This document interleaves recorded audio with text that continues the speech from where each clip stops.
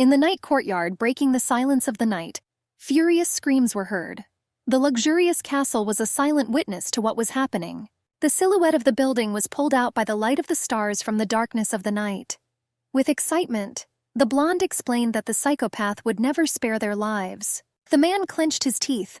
They made extraordinary efforts to provide the maniac with the necessary money, and now he had to escape before the new king finished him off. But first I had to get rid of the extra burden. The blonde was in a hurry collecting all her jewelry. The diamond hairpin reflected the moonlight. The girl noticed that her husband was an idiot, because from the very beginning he said that he was against the whole idea.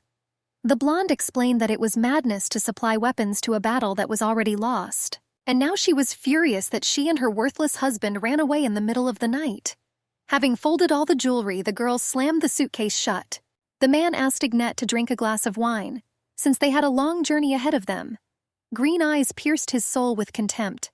The blonde realized that everything that was said was a lie.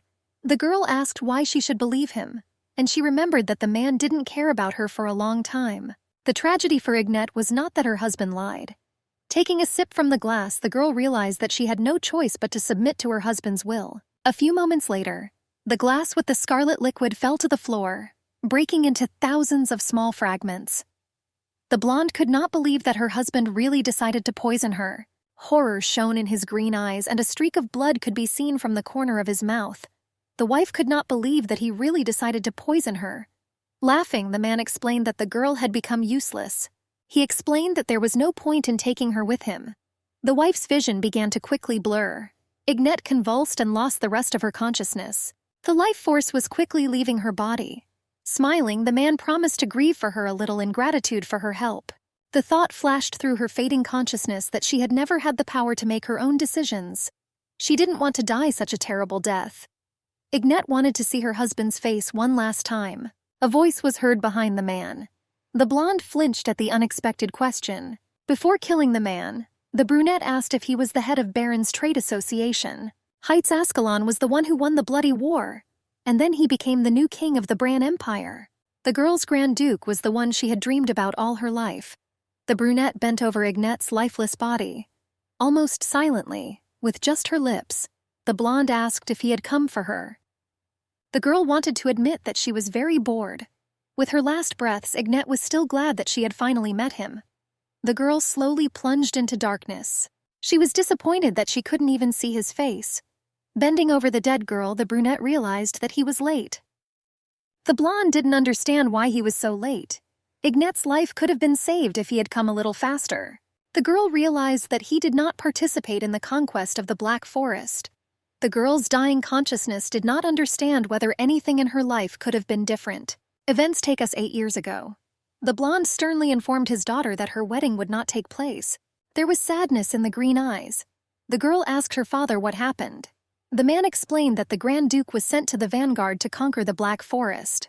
The blonde indifferently explained that he would not be able to attend her wedding. Sighing heavily, the father explained that he intended to put the authorized person in his place. The man said that he intended to do the same. The father told Ignette that the Duke would come for her as soon as the campaign was over. The blonde sternly explained to his daughter that she would remain in the castle until then. In a trembling voice, the maid asked if everything was all right with the mistress. The blonde told Lena that she was fine. The lady smiled artificially. The servant asked how everything could be okay because she couldn't attend her own wedding. Tightly gripping the hem of her dress, the blonde remembered that she had been looking forward to her wedding since she and the Duke were children.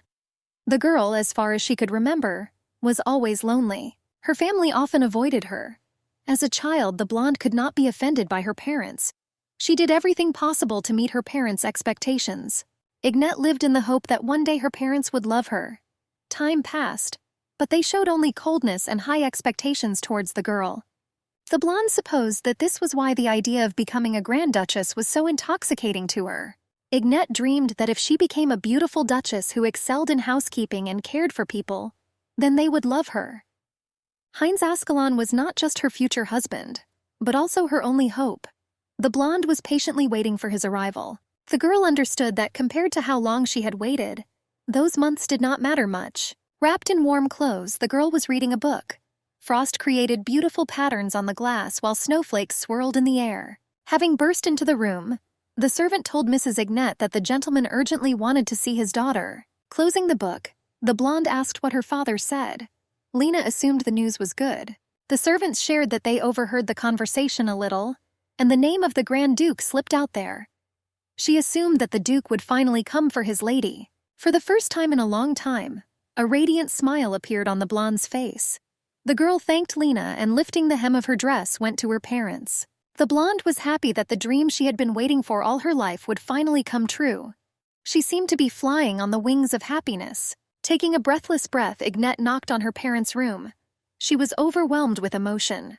The blonde coldly ordered his daughter to enter. Without hiding her excitement, the blonde asked if her father had called her. With his head sadly lowered, the man announced that the divorce from the Duke had finally taken place. The father promised the blonde to start looking for her next husband. After the word divorce, the girl's pupils shrank in horror.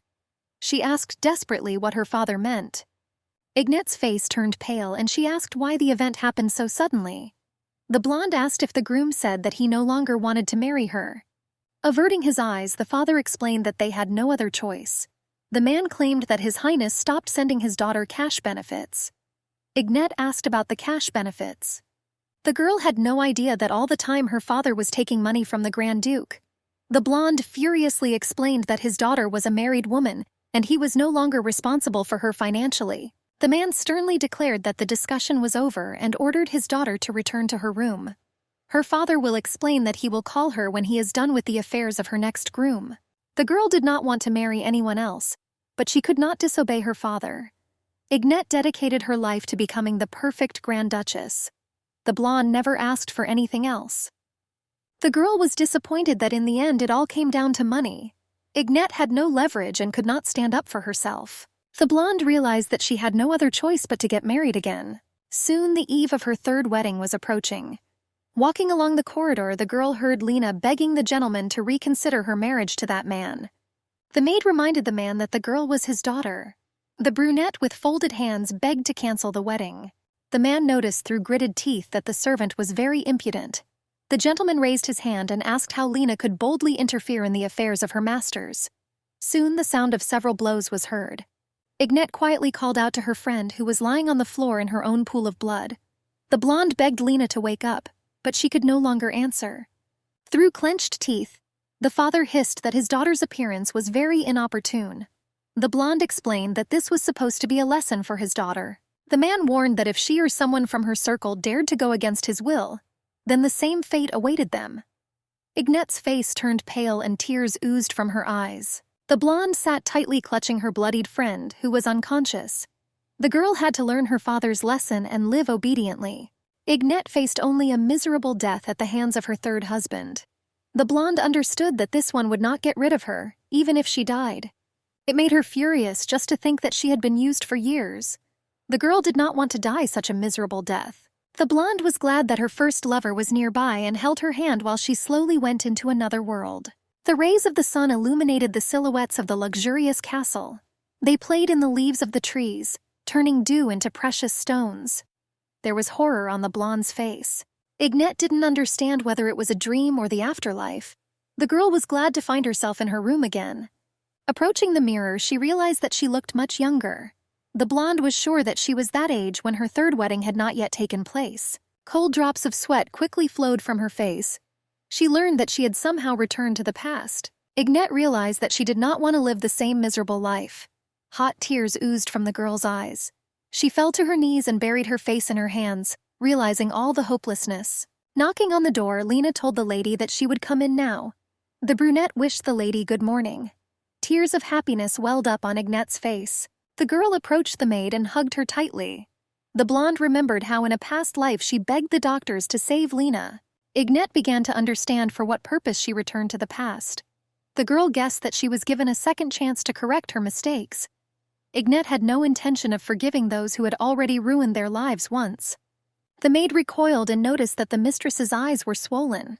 Lena suggested that she was very upset because she would not be able to attend her own wedding. The brunette explained that the mistress should not cry. Ignette asked which wedding would take place soon. With surprise, the servant explained that the blonde would soon have her first wedding. The blonde realized that she was back on her wedding day with Grand Duke Heinz Ascalon. The girl went into her father's room. Without looking up from his notes, the blonde asked what happened to his daughter.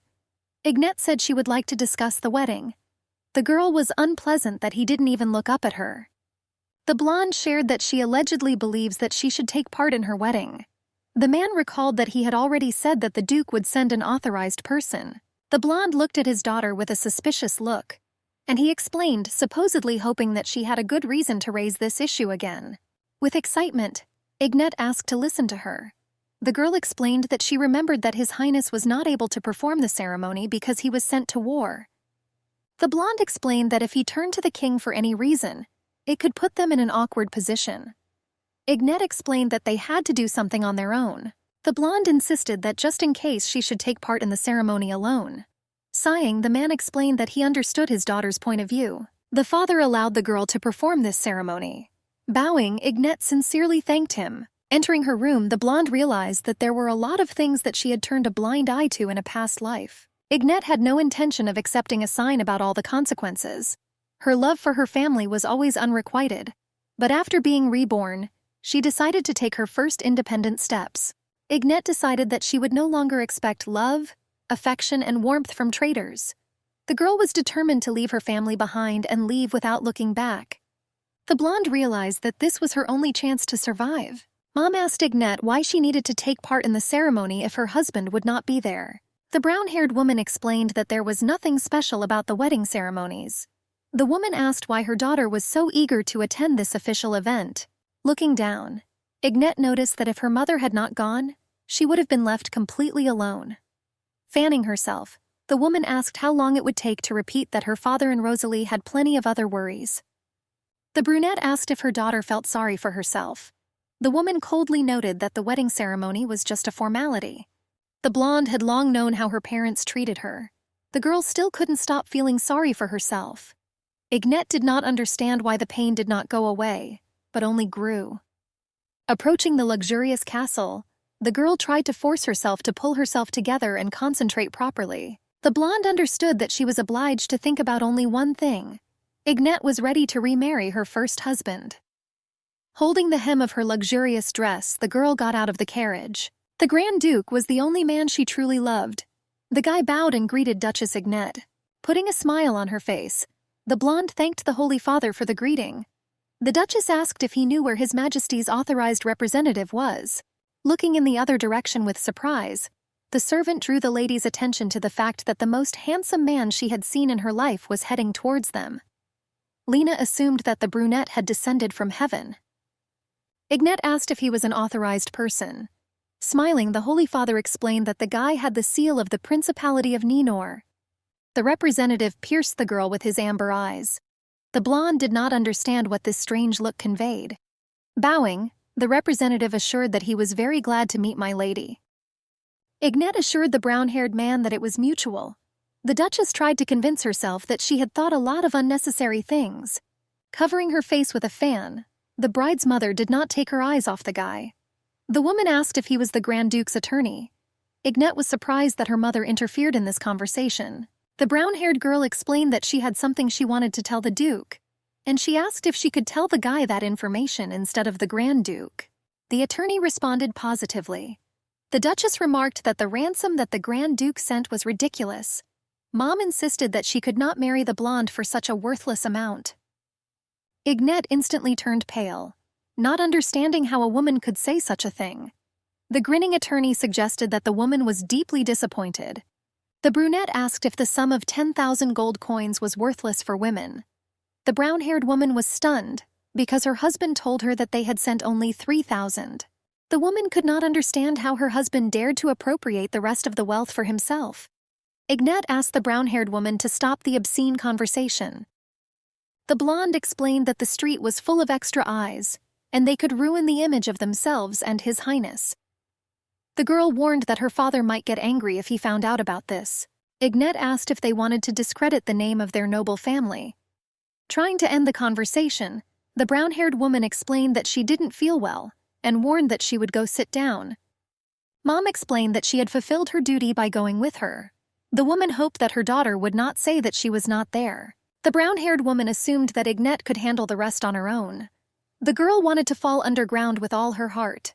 She could not accept how many people saw such a shameful picture. The Duchess was ashamed to look the attorney in the eyes. The blonde, looking gloomy, asked him for forgiveness for such behavior. The girl, trying to protect her mother, explained that she was very sad about giving her eldest daughter in marriage. With a forced smile, the pastor suggested continuing the ceremony. The brunette asked the lady to follow him. The guy asked to wait for her ladyship in the guest room. After bowing, the pastor promised to return for the bride when the ceremony officially began. Ignette followed the guy with her eyes. When the priest left, the girl tried to start a conversation with the attorney. Smiling, the brunette asked the lady to continue her speech. The blonde explained that she would like to ask him for a favor. Handing out the envelope, the Duchess asked the brunette to give the letter to His Highness. Looking at the envelope with the wax seal, the guy asked what kind of document was inside. Laughing, the blonde explained that not everything that was in the envelopes were documents. Ignette assumed that he was used to his administrative duties. Lowering her eyes, the girl said that there was only a letter inside. The blonde shared that the envelope contained a very important letter, and assured that she really hoped that he would be able to deliver the envelope personally. The blonde asked me to give the groom one more thing. Ignette explained that she really hoped that he would be able to send a response directly without sending a letter to the estate. The girl assured that it was very important for her that their communication remained a secret from the family. The attorney asked why the Countess was asking him for such services. The girl apologized and warned that she would not be able to tell the guy this information. The brunette promised that if His Highness answers, he will personally deliver the letter to the girl. Ignette was sure that the groom would probably answer her. With curiosity, the guy asked if she was certainly convinced of her judgment. The bride claimed that she was sure. The blonde remembered that her first husband was the only one who was there, and held her hand when she took her last breath in a past life. The Countess recalled that the Grand Duke was her husband. The guy promised to deliver the letter to His Highness. Ignette realized that this was great news for her. Unfortunately, she could not see her lover, but she still had the opportunity to communicate. The girl asked what the attorney wanted to tell her. Without allowing the attorney to finish, there was a knock on the door. They reported that the high priest had arrived at the ceremony and asked the bride to go into the hall. Glancing at the girl, the brunette said that they had something much more important to do. Ignette was glad that from this solemn day she would again be the wife of the Grand Duke. The blonde understood that this was a dream that she had once given up without even trying to fight. The girl was determined to take the chance and grab the opportunity with all her might. The emperor had 2 sons. The eldest was kind but very weak, and the younger was narcissistic and greedy.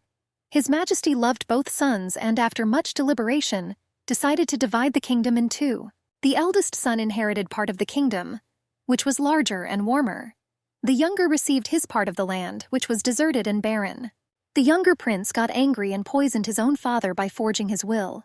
The elder brother was forced to live in the barren, cold lands of Nienor. The state was reduced to the status of vassal lands. The conquest of the Black Forest was the result of the tyranny of the king. The brunette walked out of the portal with uncertain steps. The attorney realized that long distances required many more mana stones. To create magic, brilliant wizards were needed. It was strange that he could teleport such long distances at once. The brown-haired man was severely exhausted from the long journey. The magician explained to His Highness that the girl was his wife. The attorney couldn't understand why he couldn't get into the blonde's mind. The gentleman asked who should carry out his instructions. Confused, the brunette explained that he had never met people whose minds he could not penetrate. The master noticed that he had a special connection with the mana stones. The guy assured that the brown-haired man was not an ordinary person. With a smile, the brunette stated that it was to their advantage, otherwise he would not exist. The sword warned the master that the girl might not be so simple. The guy noticed that the blonde didn't look like she had any special powers. The attorney explained that he knew what the Duchess wanted from him. The brunette warned that his mother-in-law was impatient to rob the gentleman completely. The guy claimed that the brown-haired woman didn't even think about her daughter. The gentleman explained that his wife was not at all like her mother. The guy noticed that his wife did not look like a brown-haired woman either in appearance, or in her manner of speech, or in her behavior. The magician explained that because of this, he was very suspicious of the girl, since he could not find out what thoughts lived in her head. The brown-haired man remembered the letter and read it to the gentleman. On a small piece of paper, the bride said that she was very glad that she could write a letter to the Grand Duke. The girl explained that from the day of the wedding her name was now Ignette Ascalon, and she was his legal wife. The blonde hoped that her legal husband would not forget about her. The girl said that, as a wife, she wanted to make a request to her lover. The Duchess warned that her father would soon ask him to pay some kind of allowance for her, which he would agree to send. Ignette asked that instead of paying her father, the money should be sent to her personally. The girl guaranteed her eternal devotion if she agreed to fulfill the request. The blonde said that she was looking forward to meeting him again. The Duchess asked that the divorce request be torn into pieces if her father sent such a request to His Highness. The brunette was surprised by the contents of the letter. The gentleman suggested that he had relied on the brunette's ability to read other people's thoughts for too long. The Duke was greatly annoyed that he himself had to read his wife's emotions and listen to what she said. The interlocutor asked if all ordinary people lived like this. Having pulled back the curtain, the guy with turquoise hair noticed that the boss had returned much earlier than he expected. The brunette asked if he had missed anything. Remaining calm, the gentleman asked if there was news about his father. With a forced smile, the warrior said that they had received a warning, but no one responded to it. The gentleman noted that good work had been done. The guy said that his father should not be aware that he personally attended the ceremony. The knight explained that he knew how he felt about matters that concerned the kingdom. The guy claimed that he was beside himself with rage when he learned that his son was being sent to the front, and he argued that it was nothing more than a political marriage. The knight said that the family on the side of the gentleman's wife demanded money that was allocated for the campaign. The subordinate understood why the Duke did not want to appear at his own wedding. Sighing heavily, the brunette explained that the wedding would have taken place regardless of his presence there. Smiling, the knight noted that this was the right decision. The subordinate wished the boss good night. The Duke asked the knight to wait a little. The brunette said that he wanted Kane to find out everything he could about the family of his newly made Grand Duchess. Bowing, the brown-haired man explained that he had been told that the girl supposedly intended to visit the shopping area. Smiling, Ignette suggested that it was all organized by her friend. The blonde realized that she was very worried about her. The guy asked to be allowed to accompany Her Highness. The girl realized that the brown-haired man accompanied her on her wedding day. The blonde couldn't remember the guy's name. She recalled that he worked for Sir Galbert when she was still a child. The Duchess understood that the guy did this at Lena's request, but she was still grateful to him for his help. Taking the outstretched hand, Ignette explained that she would gladly accept the offer. The brunette ran up to the girl as fast as she could. The Grand Duchess asked Rosalie if everything was all right. The brunette asked if she could go to the meeting of patrons instead. Rosalie said that she had urgent matters to attend to, and she insisted that she simply couldn't go there today. The blonde explained to her sister that she should have appeared at the meeting herself. The Duchess suggested that she inform her sister that she would not be able to come. Smiling, the brown-haired woman explained that all the patrons would be at the meeting, and if she doesn't show up, she'll tarnish her reputation.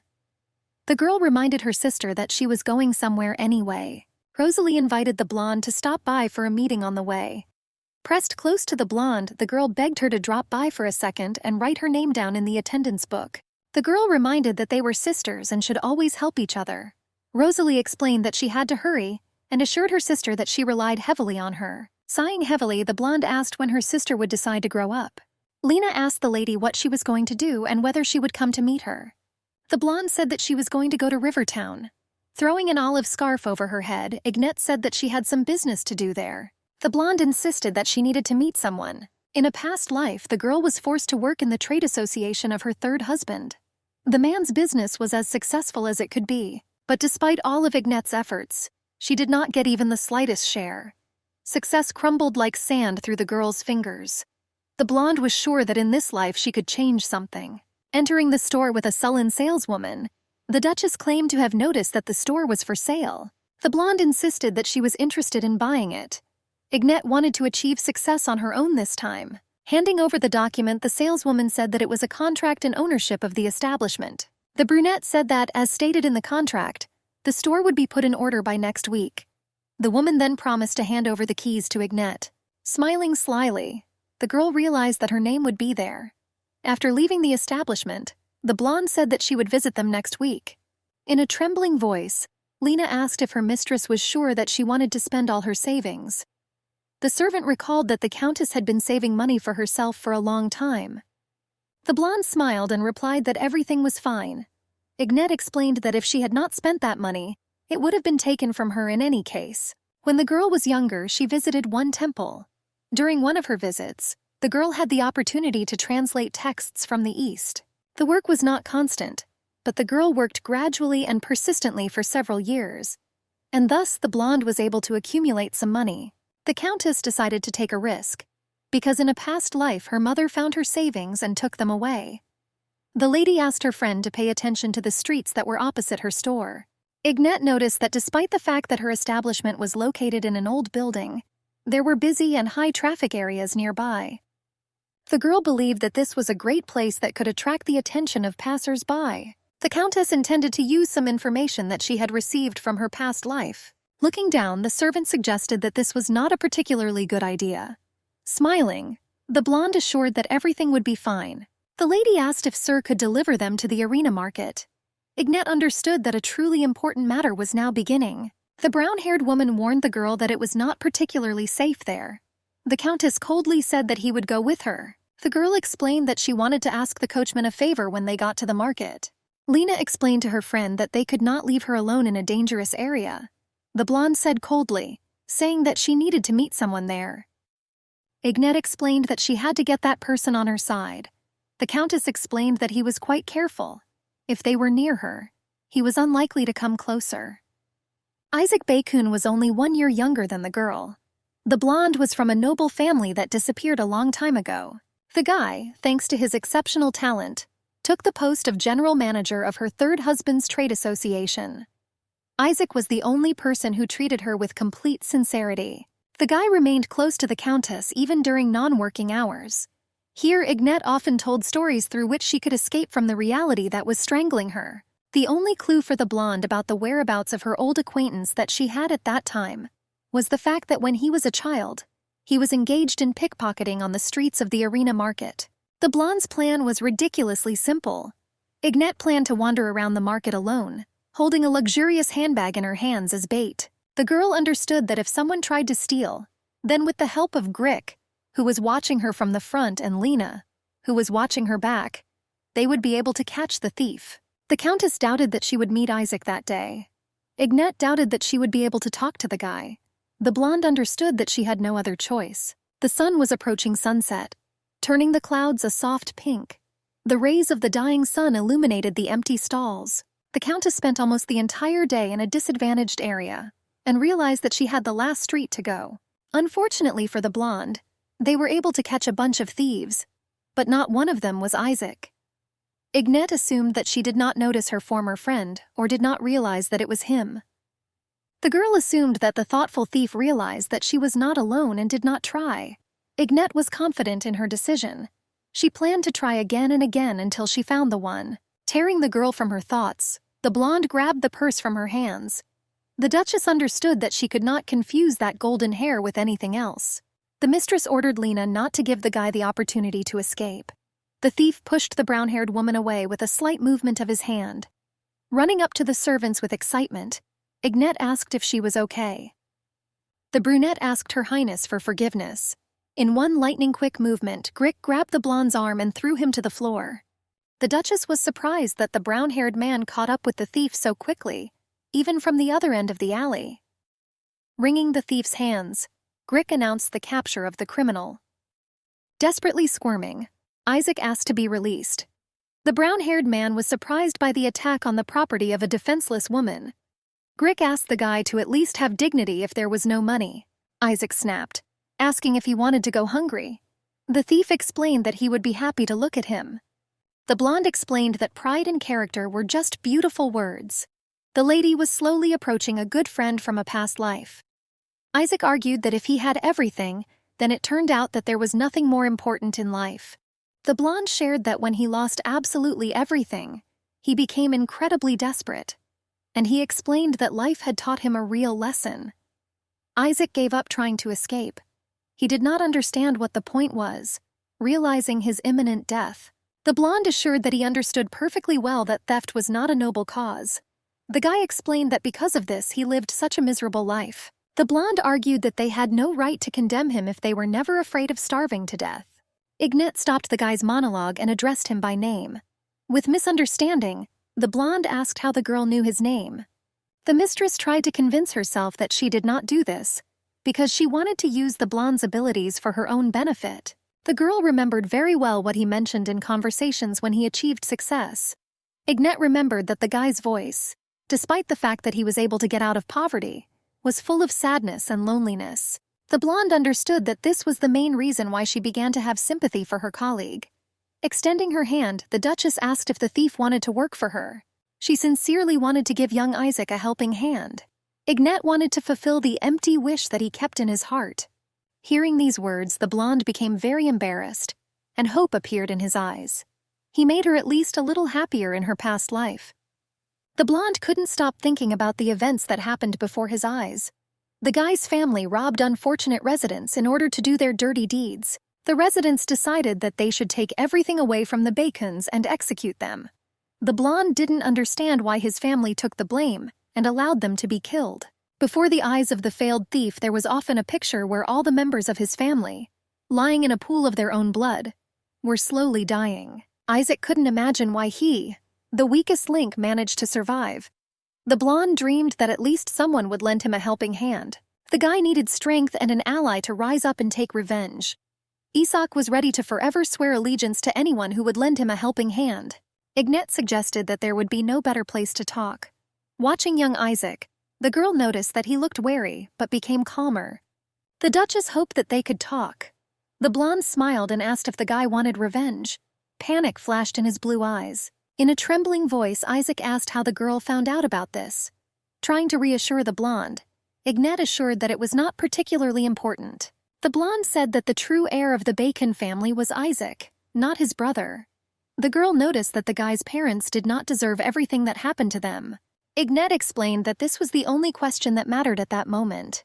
The girl persistently asked if he wanted to take revenge. Memories with a sea of blood appeared before the eyes of the failed thief. The blonde explained that he lost everything: his parents, brother, and all his loved ones at one moment. Iska confirmed that he wanted revenge. The Duchess expected such an answer, knowing the blonde well. The girl said that he was required to be inside the enemy association and patiently wait for the right moment. Ignat said he needed power.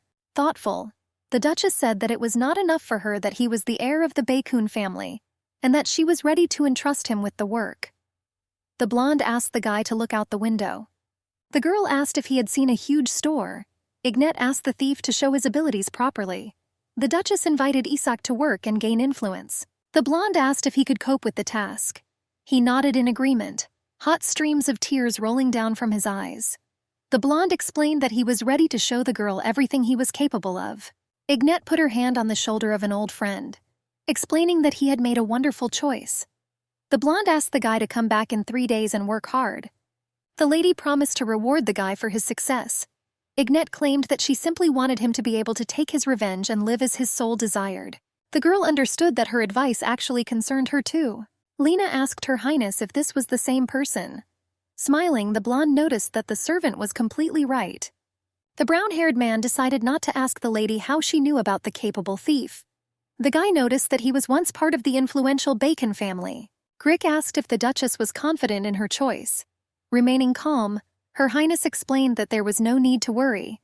The girl noticed that the petty thief was young, but he had a clear goal and purpose. Ignat explained that she had one more request. The girl asked her friends to forget about everything they saw that day. The lady explained that it was a matter of life and death for that boy. Smiling, the maid explained that Her Highness could completely rely on her. The blonde understood that she could be confident in her friend. Throwing a cold glance of her emerald eyes at the sulfur, the girl began to doubt him. Ignat recalled working for a trade association. She learned to see the essence of people. Lowering his gaze and placing his hand on his heart, he argued that Her Highness need not worry. The girl was sure that the brown-haired man was not the type to betray. Ignat remembered that the guy was always there to help if she suddenly fell. The blonde remembered that in her past life he had accompanied her to the temple library from time to time. The Duchess did not understand how she could properly attract the guy to her side. The girl sternly asked whether he was devoted to the House of Herky. The brown-haired man honestly admitted that he had not yet fully decided. The Duchess explained that it was extremely important to the knights who exactly he was loyal to. Ignat understood that building trust could take some time. The girl realized that she had to gain the trust of Ser. The blonde asked if he would refuse her request to delay her choice. Grick explained that this would not be a problem for him. Smiling radiantly, the Duchess thanked her subject. Ignat never left the hope that he would run out to her, and not to Herky's house. The rumbling of his stomach resounded loudly throughout the carriage. The blonde remembered that they had not eaten anything since the morning. The mistress ordered Lena to ask the coachman to take them to the nearest restaurant. Cutting off a piece of juicy steak, Grick asked if Her Highness would come to the meeting Rosalie was talking about. The blonde coldly insisted that she had no intention of going there. Ignat asked not to be so surprised. The maid was sure that the mistress would still go to that meeting. Previously, the blonde was weak to Rosalie's sweet speeches. It was very difficult for the girl not to fulfill the request of her naive younger sister. Ignat realized that she had more important things to do. The Duchess was confident that she should focus on herself and not let her family get in her way. Taking a sip of red wine, the blonde recalled that her sister was 17 years old. Ignat explained that she needed to learn to take responsibility for her own actions. The girl realized that she needed to start eating before the soup cooled down. Approaching the Countess, the elderly lady asked if she had misidentified herself. The blonde was surprised to see Lady Lisa in such an establishment. The woman explained that she was looking for a blonde in the temple, but she was told that she had gotten married. Lisa sincerely congratulated the lady. Taking another sip of red wine, the blonde thanked the old lady. Laughing, the silver-haired woman suggested that she should address the girl as Grand Duchess Ignat. The blonde asked why the woman was looking for her. Lisa said that she wanted to ask the Duchess for a small favor. After hesitantly asking again, the Duchess said that she had never done anything like this. The woman noticed that the blonde had the necessary skills and talent. Lisa was sure that it would take the girl no more than 3 hours. The parishioner explained that the translator they had hired would not be able to attend. The gray-haired woman said that the guest from the east was an extremely important person. Lisa explained that they desperately needed a new translator. Ignat remembered that Lady Lisa's husband was making a trade deal with the East. The blonde remembered that books were part of the deal and she was often asked to translate them. The girl realized that she could not refuse the old lady. Thanks to this, the Duchess managed to save money. Smiling, Ignat assured that she would be happy to give the woman a few hours. The old lady assured that she would be indebted to the girl. Lisa asked if the girl would be free for the next 10 days. Having received an affirmative answer, the woman promised to send a carriage for the blonde. Waving her hand, Lisa asked for forgiveness if she disturbed them. The blonde asked if it was time for them to return. The maid agreed with Her Highness. Lena asked what the lady planned to do with the store. With her eyes downcast, the blonde said that she was planning to start her own business. The brown-haired woman was surprised by this answer and asked again. Ignat claimed she planned to appoint Isaac as manager. The girl watched with some sadness as her parents took care of their youngest daughter. Approaching her friend, the blonde asked why she was crying. The brown-haired woman asked the mistress how she could say such a thing. Lena noticed that the mistress's younger sister said that she had urgent matters. Smiling, Ignat assured that everything was fine and she also had things to do. The blonde asked her friend not to be upset under any circumstances. The Duchess invited the maid to go home. Small scatterings of stars slowly appeared in the night sky. Duke Luther was a cold-blooded, greedy, and calculating man. The blonde was the arms and legs of Emperor Baron. A man of high position had a daughter who appeared in public quite rarely. Society almost forgot about the existence of the blonde. With blonde hair, the Duchess will look completely different from her parents. Ignat presented herself in public as beautiful and modest. Society knew very little about Luther's second daughter. The girl's husband noticed that she did not seem modest to him at all. The guy noticed that there was pain in Ignat's eyes. The blonde quickly pulled herself together and pretended that everything was fine. The brunette was delighted that she stopped her own mother from embezzling the money. The husband was delighted that the blonde herself asked to send the money to her directly. The Grand Duke could not put his mind to what she was up to. The guy admitted that he really didn't like it. The brunette realized only one thing, that the girl's letters were not an excuse or a cover. Mose only realized that Ignat sincerely wanted direct communication with him. The guy realized that he would have to understand everything himself, since his sword could not hear the girl's thoughts. The brunette was determined to pretend to be an attorney for as long as he could. Using magic, the guy asked where Haraki's house was. Events moved to the blonde's luxurious house. The girl watched as her sister got out of the carriage, accompanied by her parents. Ignette tried to reassure herself that her last name had been changed to Ascalon. Slowly approaching the girl, the brunette asked how successfully she was able to convince herself of this. The Duchess shuddered at the unexpected question and turned around. Smiling, the attorney asked for forgiveness for frightening him. The guy explained that he supposedly assumed that the balcony doors would be closed. The blonde was surprised what the attorney on the third floor was doing. The guy explained that he brought the girl what she asked for. The brunette asked if the girl could let him in. The guy handed over a velvet envelope with a golden wax seal. The blonde was glad to receive the long-awaited answer from the Duke. Ignette invited the uninvited guest to come inside. The Duchess invited the guy to sit on one of the luxurious armchairs. The brunette apologized for such a late visit without warning. Ignette claimed that there was nothing like that. The girl admitted that she really appreciated the help and attention of the attorney. The blonde was glad to know that His Highness still wrote an answer. Handing out the envelope, the guy explained that he had been asked to deliver the letter personally. The Duchess was surprised that her husband actually answered. The blonde opened the envelope with delight. The girl asked for forgiveness for her incontinence and explained that she intended to read the letter immediately. The husband sincerely hoped that the blonde understood that he had no choice but to send an attorney to their wedding. The Grand Duke understood perfectly well why the blonde had to leave the estate and asked him to send the cash allowance directly. The girl understood perfectly well that not everything depended on them. Ignette realized that she should have realized earlier that her father was behind everything. The blonde understood that the attorney at the wedding was the reason she was not sent to Nienor. The Duchess realized that all this was the work of her father. After reading the letter, the girl felt some relief. The blonde realized that the divorce in her past life was not because the Duke did not want marriage. Ignette clutched the piece of paper tightly to her chest. The blonde asked if His Highness had conveyed anything. A little confused, the attorney asked what she meant. The girl nervously asked if her husband was even a little interested in her. The brunette explained that he knew nothing about this. The guy said that he had entrusted the letter to a carrier pigeon. Smiling, the attorney assured that the girl was extremely interesting to the Grand Duke. Laughing, Ignette hoped that the brunette's words were true. The brunette assumed that the girl was also interested in His Highness. He asked if the reason for this interest was the wedding. The Grand Duke was determined to find out the girl's true intention. The guy wanted to reveal what motivated the blonde and why the Emperor needed her to be in his life. The Duchess, lowering her eyes, assumed that the guy was quite close to His Highness. The visibly nervous brunette explained that it was possible to say so. The Grand Duke did not want to give away that he and the attorney were one and the same person. The blonde asked what kind of person the Grand Duke was. The attorney asked what exactly the girl wanted to know. Ignette said that she knew little about her husband, and that she found out through rumors. The blonde explained that she was very curious about what her husband was really like. Ignette joked that, according to rumors, he always drank a glass before going to bed and was not very good in bed. The girl said that according to rumors, the Grand Duke was talking to himself, and because of this, a rumor spread that he was possessed by the devil. Averting his amber eyes, the brunette noticed that there were a lot of untrue rumors. The guy explained that this happened when the person was famous.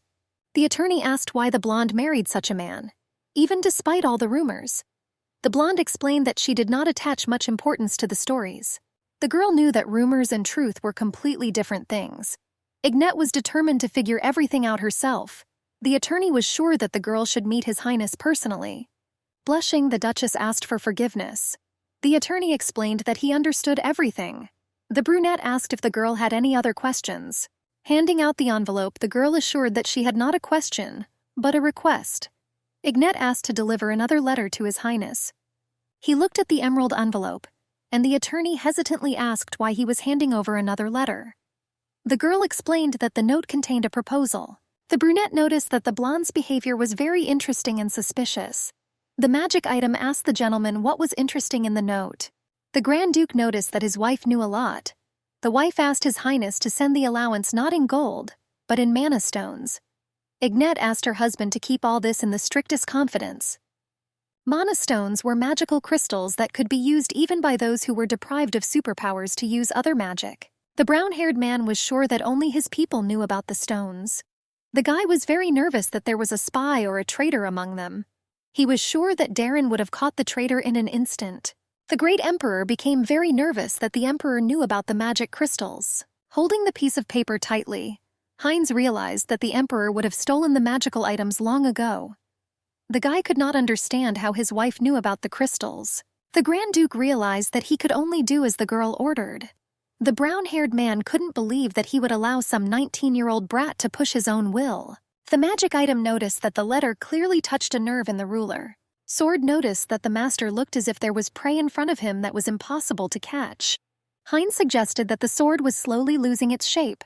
Magic Hello snapped that this was not true. The Grand Duke noticed that the magical object was losing hearing and sensitivity. The bright rays of the sun woke the girl from a peaceful sleep. Ignette was looking forward to whether they would agree to her terms. The blonde remembered that one of the reasons why he managed to become an emperor in his previous life was because of the magic stones. The girl knew very well that the jewelry was found by her husband in the Black Forest.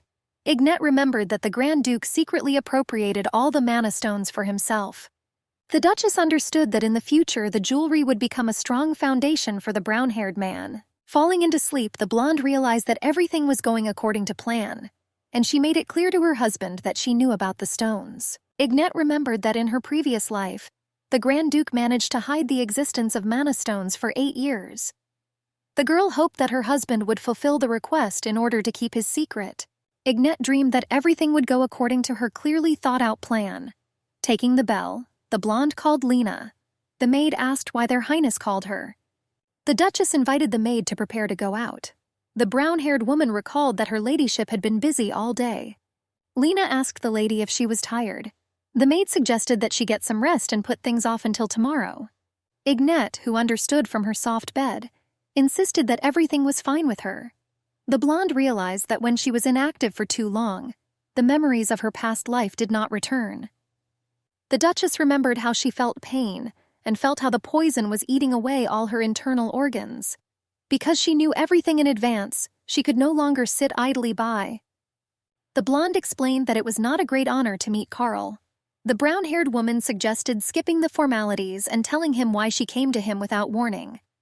The Duchess asked for forgiveness in advance if the man thought it sounded rude. Ignette realized that they had met for the first time. The girl explained that she would like to do business with the Marquis.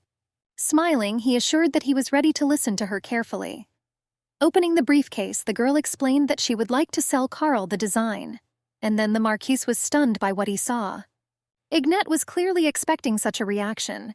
The girl brought drawings of a doll that would be able to move its limbs like a human. Ignette remembered that in a past life the Marquis invented such a doll. She knew that Carl's obsession with creating and experimenting had gotten used to the fact that his health was rapidly deteriorating. The girl remembered that she would soon die after the doll was created. Ignette did not want the man's business to pass to caste again. The blonde explained that she had repeatedly heard that he not only collected dolls, but also created them. The girl realized that the development originally belonged to Nargis. Ignette hoped that he would regard the sketch as a deal for life. The blonde smiled and asked if Carl was interested. The girl realized that he was paying to save his life. The Baron shared that he had to hide his passion for a long time.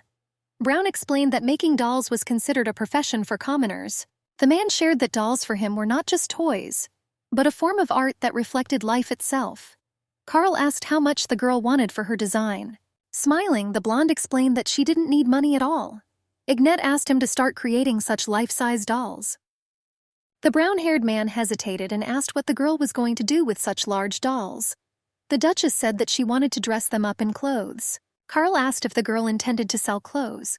The blonde asked the man to sell similar dolls to her for the next 3 years. The Baron asked if she wanted to have exclusive rights to her development. The man explained that this was quite possible. Ignette said she would like to hire one of his seamstresses to create clothes and care for the dolls. Without the slightest hesitation, Carl agreed to her terms. The brown-haired man explained that if the seamstress wants to stay in his domain, he will not force her to leave her native place. Carl said that he would call his seamstresses. The gentleman said that he had gathered the girls at the request of the future entrepreneur and his partner. The seamstresses clutched the documents tightly, visibly nervous. Brown said that Ignette wanted to hire one of the girls for her store. The Baron said that they would now meet with the lady in person. Carl explained that the girls had a choice: to follow the blonde or remain in his possession. Dolls were a big part of Ignette's life until Lena came along. When the blonde was still little, toys were her only friends. In the domain of the girl's father, there was a maid who carved dolls out of wood and painted faces on them. One day, while playing in the garden, the little girl broke her toy's arm. At that moment, the blonde realized that the dolls did not look like people at all. Toy clothes were easily torn if the items did not have zippers or Velcro. The little girl didn't want to ruin the clothes of her only doll. Because of this fear, the baby tried to play with her less and less. The blonde suggested that it all started precisely because as a child, she wanted to have enough money to dress her doll in different clothes. Approaching the girl with blue hair, Ignette asked her to show her what she had done. Looking at the seamstress's portfolio, the blonde didn't notice anything special. The girl noticed that some of the designs were not intended for dolls. The blonde noticed that the designs had zippers and buttons. The Duchess realized that the girl was clearly not chasing money. Ignette guessed that she had a real passion for creating clothes. Approaching the girl with copper hair, the lady asked what her name was. Lowering her green eyes, the talented seamstress announced that her name was Vanessa. Smiling, Ignette assured that she was very pleased to meet you. The blonde said that she was looking for a designer in order to open her own store. The girl asked if the seamstress liked creating clothes. Having heard a positive answer, the Duchess asked if she wanted to become her designer. A joyful smile appeared on the worker's face. The seamstress happily accepted the offer. After shaking hands, Ignette congratulated the employee on joining her team. Walking into her room with a smile, the blonde realized that today everything went exactly according to her plan. The Duchess was pleased that she had managed to make a deal with the Marquis and find a designer. The man sternly asked whether his daughter was in the temple. The girl was sincerely surprised to see her father at such a late time. The father said that it did not matter to him where she spent the whole day. The man ordered Ignette to quickly go inside. Bowing, the blonde accepted her father's order. The girl could not understand what kind of person was next to the blonde. Catching a piercing gaze that sent goosebumps down her spine, the Duchess realized that she knew that man. Ignette remembered that the guest was her second husband. The guy's words were forever imprinted on her memory. The blonde remembered that he was the shadow of the Emperor. The girl swallowed nervously, not understanding why the Emperor sent an assistant to her father. Ignette did not remember anything happening in the palace at that time. The Duchess assumed that the shadow was working with her father. The blonde suggested that she could change the course of history by marrying the Grand Duke. Ignette guessed that the envelope in the brunette's hands was the reason why he was not in his possessions. The blonde had a bad feeling. The girl realized that she had to find out what was going on. Entering the luxurious library in the dim light of candles, the girl sat down at the table. Feeling around the room with her eyes, the girl saw the same envelope. With some excitement, Ignette opened the case, assuring herself that she would just take a look at what was inside. Terror flashed in the emerald eyes. The family, not paying attention to the absence of their eldest daughter, sat at dinner. The woman noticed that her husband was in excellent spirits. Rosalie asked the blonde what was the reason for his good mood. Smiling, the head of the family said that he had finally received the promised money. The daughter asked how long he had been waiting for this. The blonde asked if she really wanted to know this information. Raising his glass, the blonde assured that he had been waiting for this large sum for 15 years. Ignette noticed that the envelope contained several sheets of paper. The letter said that the boy had finally gotten married. It was reported that the promised payment was included in the letter. The blonde assumed that the remaining sheets were meant. Ignette understood that there was nothing surprising in the wedding gifts, but it was strange that they were given personally to her father. The Duchess was surprised that the gift was an entire diamond mine. The blonde guessed that her father gave her in marriage to get a diamond mine. Before she saw the letter, she was sure that her wedding would mark peace between Baron and Ninor. Ignette guessed that if that story were true, then there would be no point in the certificate. The Duchess did not understand what benefits her marriage brought to the Emperor. The blonde heard measured steps outside the door. Ignette rushed around the library, not understanding where she should hide. A heavy hand quickly fell on her shoulder. Grieg carried the girl into the garden and put his finger to his lips, urging her to be silent. The girl watched as her father entered the library and extinguished the candle he had accidentally left behind. The brown-haired man asked to forgive him. The guy jumped from one of the high branches of the tree with a girl in his arms. Grieg explained to Her Highness that her action was extremely dangerous and thoughtless. Lowering her eyes, the blonde asked not to ask questions. The guy decided to obey the request. Ignette asked how he found out about her location. Grick explained that when he passed by, he noticed that she entered the room. The brown-haired man explained that he was watching her while sitting in a tree to make sure that the girl was not being followed. The guy asked for forgiveness again. Ignat was sure she was careful enough, and I decided to wait until the sun went down. The Duchess explained to the guy that he shouldn't have apologized and she was grateful for his help.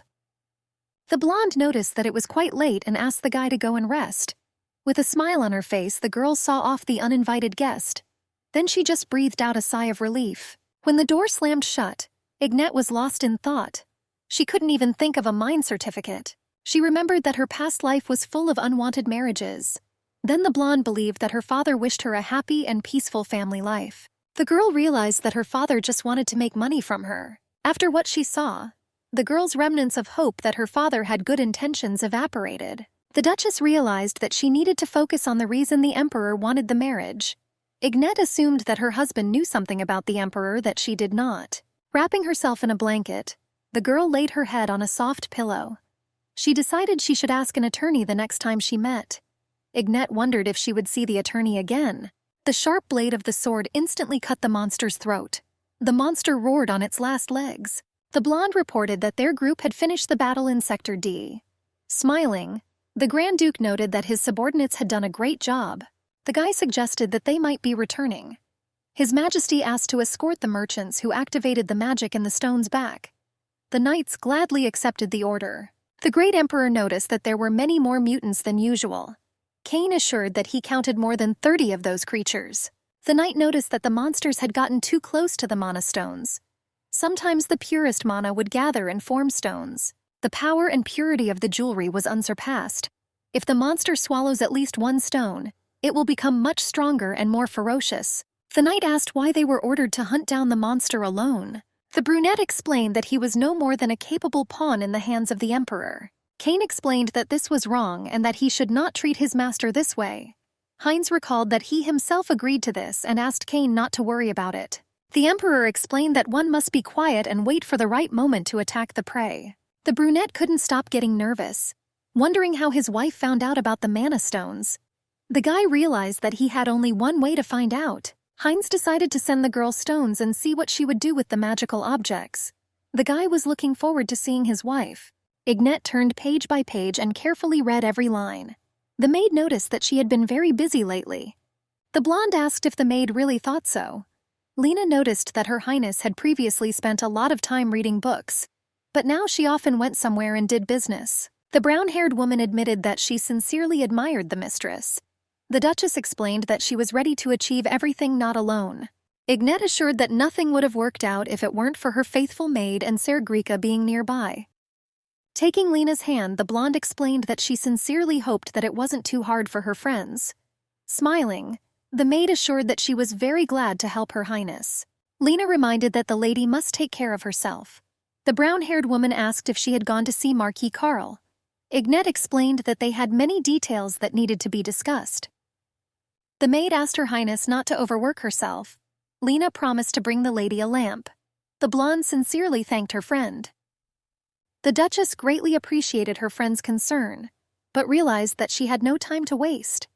Looking out the window, the blonde noticed many stars and realized that she had stayed up late. The girl decided to walk around the room. Closing the book, she remembered that a couple of days later she needed to help Lisa. Ignat realized that she needed to brush up on her knowledge of the East. The girl opened the book, realizing that she could not make mistakes. The blonde heard a knock and became alert. Turning around, she saw the attorney knocking on the glass door of her balcony. Entering the room, the brunette reminded her that they had met again. Such an unexpected moment for her. Ignat joked that the guy managed to take her by surprise every time. The guy suggested that there was no other way to transmit letters privately and secretly, and he assured that there could be false rumors. The attorney explained that from now on he would send an official request to visit the girl. Sighing heavily, the Duchess thanked him for his concern, but explained that it was not necessary, and she shared that the rumors didn't bother her at all. Ignat said that it was important to her that her communications with the Grand Duke remain secret from her family. The messenger promised to continue visiting her through the balcony.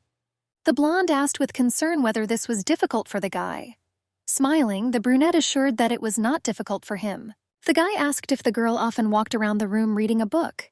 Ignette assumed that he saw everything, tucking a silky strand behind her ear. The girl explained that she wanted to take a walk in the garden, but since it got dark, she stayed at home. The attorney asked if he could accompany her. Throwing a piercing look at him, the girl asked for forgiveness and asked again. The brunette explained that he would like to take a walk with his mistress in the garden. For the sake of their privacy, the guy offered to walk around the girl's room together. The blonde realized that he was very different from all the royal assistants that she had met before. Ignette realized that if he could easily climb onto the third-floor balcony, he must be quite physically strong. The blonde was unusual for him to show respect for women. The Duchess realized that her husband had chosen a wonderful assistant. The brunette noticed that the book the lady was reading was about the East. The girl asked if he knew the language of the East. The guy admitted that he understood this language very little, and I was surprised that she was interested in the Eastern lands. Ignette explained that she learned about the East not so much out of interest, but because of the feeling that she might need it one day. With surprise, the brunette asked what the girl meant. The Duchess recalled that Ninor shared a water channel with the East. The blonde explained that she was studying the language in case she needed to communicate with the neighboring principality. The Duchess explained that the language would certainly come in handy when they traveled after their marriage. The attorney was sure that the girl could have an interpreter with her. The guy asked if it made sense for her to learn the language herself. Ignette admitted that she spent a lot of time studying politics and economics. The blonde admitted to studying basic industries and trade laws. The attorney asked in surprise why this was needed, madam. Ignette joked that no one would like an incompetent Grand Duchess. The girl asked what brought the brunette to her. The blonde asked if he was here about the monastones. The attorney said that he brought them for the lady. A twinkle flashed in the girl's green eyes. She joyfully lost her hands while watching the brunette take out jewelry from the inside pocket of his jacket. The attorney warned that there was one condition initially. The guy asked why Ignette would use the magic stones.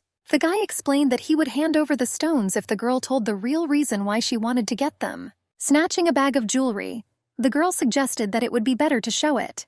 The attorney explained that first he needed to finalize everything, and asked the girl to wait a little. The blonde looked at the monostone with shining eyes. Smiling, the attorney suggested that he should wait. Laying his head on a soft pillow, Heinz realized that his wife's actions still didn't make a bit of sense. The Grand Duke did not understand why she kept their meeting secret from her family. The brown-haired man did not understand how his wife found out about the stones. The guy understood that she was not going to tell him what she would do with magical objects. The magic sword asked whether Mr. Lady Denver, who was one of the guy's maids, understood. The sword reminded that the maid was the first whose intentions the magical object revealed to the guy. The magic item reminded that the woman tried to poison the young master. The sword assured that the woman's act was the first of a long list of betrayals and conspiracies. The gentleman noted that if it were not for Darren, he would have passed away long ago. Brown explained that the most important lesson that he was able to learn: every action and virtue has its own motive and price. Darren explained that this was the whole human essence.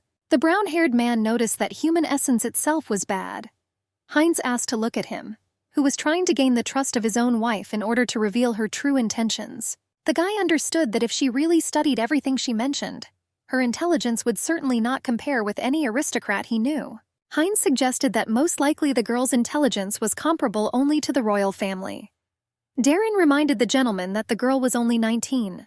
The magic item suggested that she could very well embellish the truth. The thought flashed through the Grand Duke's head that everything that had been said was true. Brown suggested that if the Emperor decided to marry him to someone whose intelligence was not inferior to the royal family, there was a possibility that he was aiming to poison him and take away the dukedom. The guy began to really worry about who his wife was. The Duke realized that his wife had a delusional reason for educating herself. Heinz reassured himself that the girl had no idea that she was being taken advantage of. The Duke assumed that his wife sincerely wanted to please others. Rising from the comfort of his bed, he realized that he didn't like either option, and he asked himself why he cared at all. The blonde looked at the work done and couldn't contain her emotions.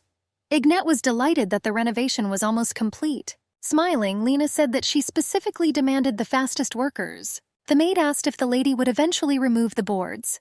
The brown-haired woman asked how the lady would be able to pay for the repairs.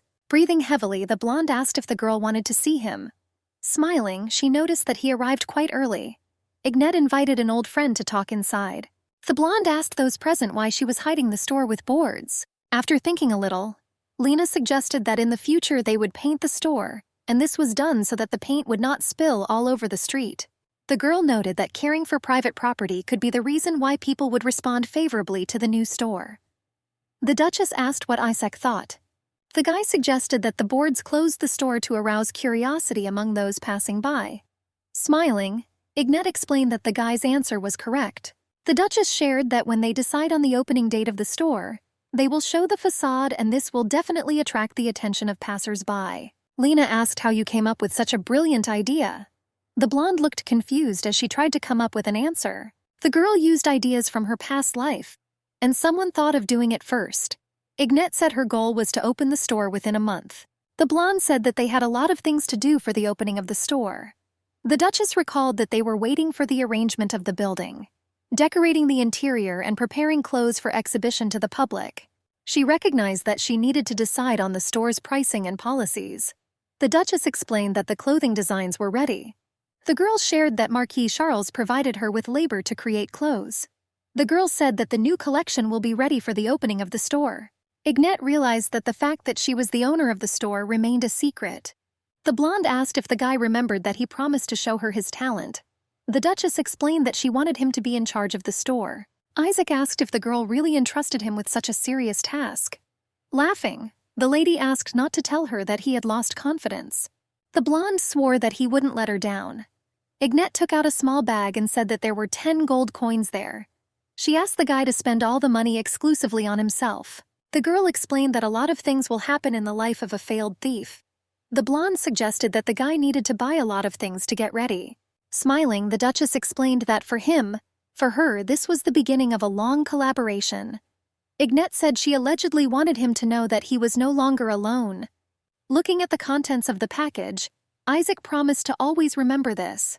The Duchess realized that she was finally able to repay the blonde for everything he had done for her in his past life. The girl realized that the time had come to say goodbye to their unhappy past. Ignette wished the guy good luck. The servant reported that the Duchess ordered him to make sure that the blonde did not leave the estate again. The blonde asked what happened. Ignette realized that her mother had never done this before. The butler said that he did not dare to doubt her ladyship's judgment, that the lady mentioned certain guests who were supposed to arrive tomorrow. The guy explained that the woman demanded the presence of the blonde at dinner. Ignette suggested that her mother's guest should be Uncle Nigel. The blonde assumed that the woman was asking for her company instead of Rosalie's. The Duchess understood that the woman wanted to protect her precious youngest daughter. Ignette remembered that the man was a disgusting person. The blonde began to feel sick just thinking about Uncle Nigel. The girl asked to tell her mother that she would not be able to attend. Ignette explained that she had other equally important matters. Covered in cold sweat, the brown-haired man asked again. The girl recalled that the guest came to her mother and her presence there was not mandatory. In a trembling voice, the butler explained that this was her ladyship's order. The blonde recalled that she was a married lady and her mother was no longer her patron. Ignette asked to be addressed according to her title of Grand Duchess. The girl reminded him that he could bring shame on the Harricky family by demonstrating his ignorance. Lena was surprised by her friend's behavior, since she had never seen Her Highness snap like that. The mistress asked if the brown-haired woman would go with her. Ignette realized that this was the first time she had reacted this way. The Duchess realized that it was not as scary as she had imagined. Hurrying, Lena informed Her Highness that she was already in a hurry. For the first time in many years, the blonde felt that she was the mistress of her own life. The brown-haired woman noticed that tomorrow, the very day she was talking about, would begin. The servant asked what the lady would do if the Duchess of Heraclea did not allow her to leave the estate. Ignette shared that she was unlikely to stop her. The girl was sure that her mother would not want to flaunt their family problems. The Duchess admitted that she was a little worried. Walking through the surrounding streets, the girl noticed that she was placing an order in an enchanted shop. With delight, Lena explained that she would not be able to believe her eyes if she saw magic. Pushing the girls away, the man asked them to get out of the way. Slowly drawing the blade from its sheath, he explained that he was not shy about using the weapon. The Duchess realized that they were speaking in an Oriental language. The blonde understood that the situation could develop into a conflict. Ignette asked the guy to wait and not start the fight. The blonde was sincerely surprised that she spoke his language. The Duchess asked if he could have hidden his weapon. Noticeably nervous, the brown-haired man asked whether the girl understood the foreigner. Ignette admitted that she understood the foreigner's language a little and asked to tell him what happened. The seller explained that the woman took out her wallet to pay for the purchase, and the blonde man appeared out of nowhere and tried to snatch the wallet from the customer's hands. The blonde explained that the stranger almost robbed her. The Duchess noticed that the foreigner was wearing traditional Oriental clothing. The girl remembered that such things were worn in high society. Ignette assumed that Lisa told her about this guy. The Duchess doubted that he would engage in robbery. The girl translated to the foreigner that the merchant said that he tried to steal the wallet. Taking a small purse with one of his fingers, the blonde asked if she meant it. Ignette remembered that she had previously encountered the woman and assumed that she had stolen the guest's wallet. The Duchess translated that the foreigner claimed that the wallet belonged to him. The thief said that this was a blatant lie, and there were plenty of witnesses around that a foreigner was trying to rob her. Ignette explained that there was only one way to find out who the real owner was. The blonde asked those involved in the incident to tell what was in the wallet. Frowning, the victim explained that there was money in her wallet, which was the currency of their country. The girl asked if the blonde could describe the contents of the wallet to prove that the item belonged to him. The guest reported that the wallet had a lining on which his name was embroidered in gold. He explained that Ignette could see for herself. The foreigner without hesitation gave the wallet into the girl's hands. The Duchess realized that if the guy's name was embroidered on the lining, it might clarify the situation. The blonde emptied a lot of gold coins from her wallet. The girl asked what the foreigner's name was. Smiling, the blonde introduced himself as Kahin. After examining the lining, the Duchess noticed that his name was indeed embroidered on the lining. Witnesses began to discuss that the woman did not say anything about embroidery. The crowd began to discuss that the blonde was really trying to fleece the foreigner. Blushing, the thief tried to escape from the crime scene as quickly as possible. Screams could be heard from the crowd. Kahin thanked the stranger for her help. The girl explained that she sincerely hoped that this situation would not spoil the impression of their country. Ignette assumed that the foreigner had come a long way. Kahin explained that he would like to repay the debt for his help. The foreigner asked if the girl had joined him for a meal. Smiling, Ignette noticed that he was very kind to her, but she refused, explaining that she needed to go. In parting, the Duchess wished her new acquaintance a pleasant time. The blonde promised that if they met again, he would definitely thank the girl. Lena noticed that Her Highness was irresistible. Ignette looked at the magic stone with admiration, noticing that the light had become much more intense. The maid explained that she had never seen anything like it, and it was amazing. Approaching the girls, he agreed that the stones were truly amazing. The blonde became very nervous, realizing that she had to keep her husband's secret. The girl did not understand why he followed them. The friend replied that she was not sure that he followed them, because he was in these places before they themselves came here. Lena explained to her friend in a whisper that he continued to look in their direction. The maid assumed that the foreigner had fallen in love with Her Highness. The blonde asked the servant to stop and suggested leaving here as quickly as possible. Ignette soon realized that the blonde was indeed following them. The girl asked if the gentleman wanted to tell her something else. Quickly catching up with the stranger, Kahin asked to tell her name. Smiling, the foreigner explained that the girl knew his name, and in his country exchanging names was basic politeness. The Duchess muttered that in her country it was common courtesy to have at least some respect for strangers. The blonde noticed that he was talking to her very familiarly. The guy invited the Duchess to become friends and asked to speak with him informally. Ignette realized that the foreigner was interpreting her words as he pleased. The blonde said that in his homeland there is a saying, that if two people meet 3 times by luck, then this is fate. Kahin smiled and explained that they had met twice, and to some extent were already friends. The blonde realized that the foreigner was indeed the one Lady Lisa had told her about. Ignette realized that she should under no circumstances show disrespect to a foreign guest. The girl introduced herself and asked what else the foreigner wanted. Kahin asked if she wanted to help him. The lady asked if this was the reason for following her. The foreigner assured that the girl had a very kind soul. The blonde asked to be forgiven for his straightforwardness, and explained that he was obliged to ask about it. The guy asked what all the women liked. Kakin said that he was planning a meeting with a very important person whom he had not seen for a long time. The guy said that he would like to give a gift to an old friend, and he complained that he didn't know at all where and what he could buy for a woman. Ignat assumed that the foreign guest valued this man very much. Lena asked foreigners not to make eyes at Her Highness. The blonde explained to her assistant that the foreigner already had someone special. The Duchess recalled that he asked for help in choosing a gift for his beloved. Ignat realized that the maid was overprotective of her. After thinking a little, the blonde agreed to help her new friend. The blonde explained that if he really valued a person, he should know her preference better than anyone else. Ignat recalled that she was usually a stranger. The blonde asked who the woman was. The Duchess asked if she had mentioned what she wanted to get.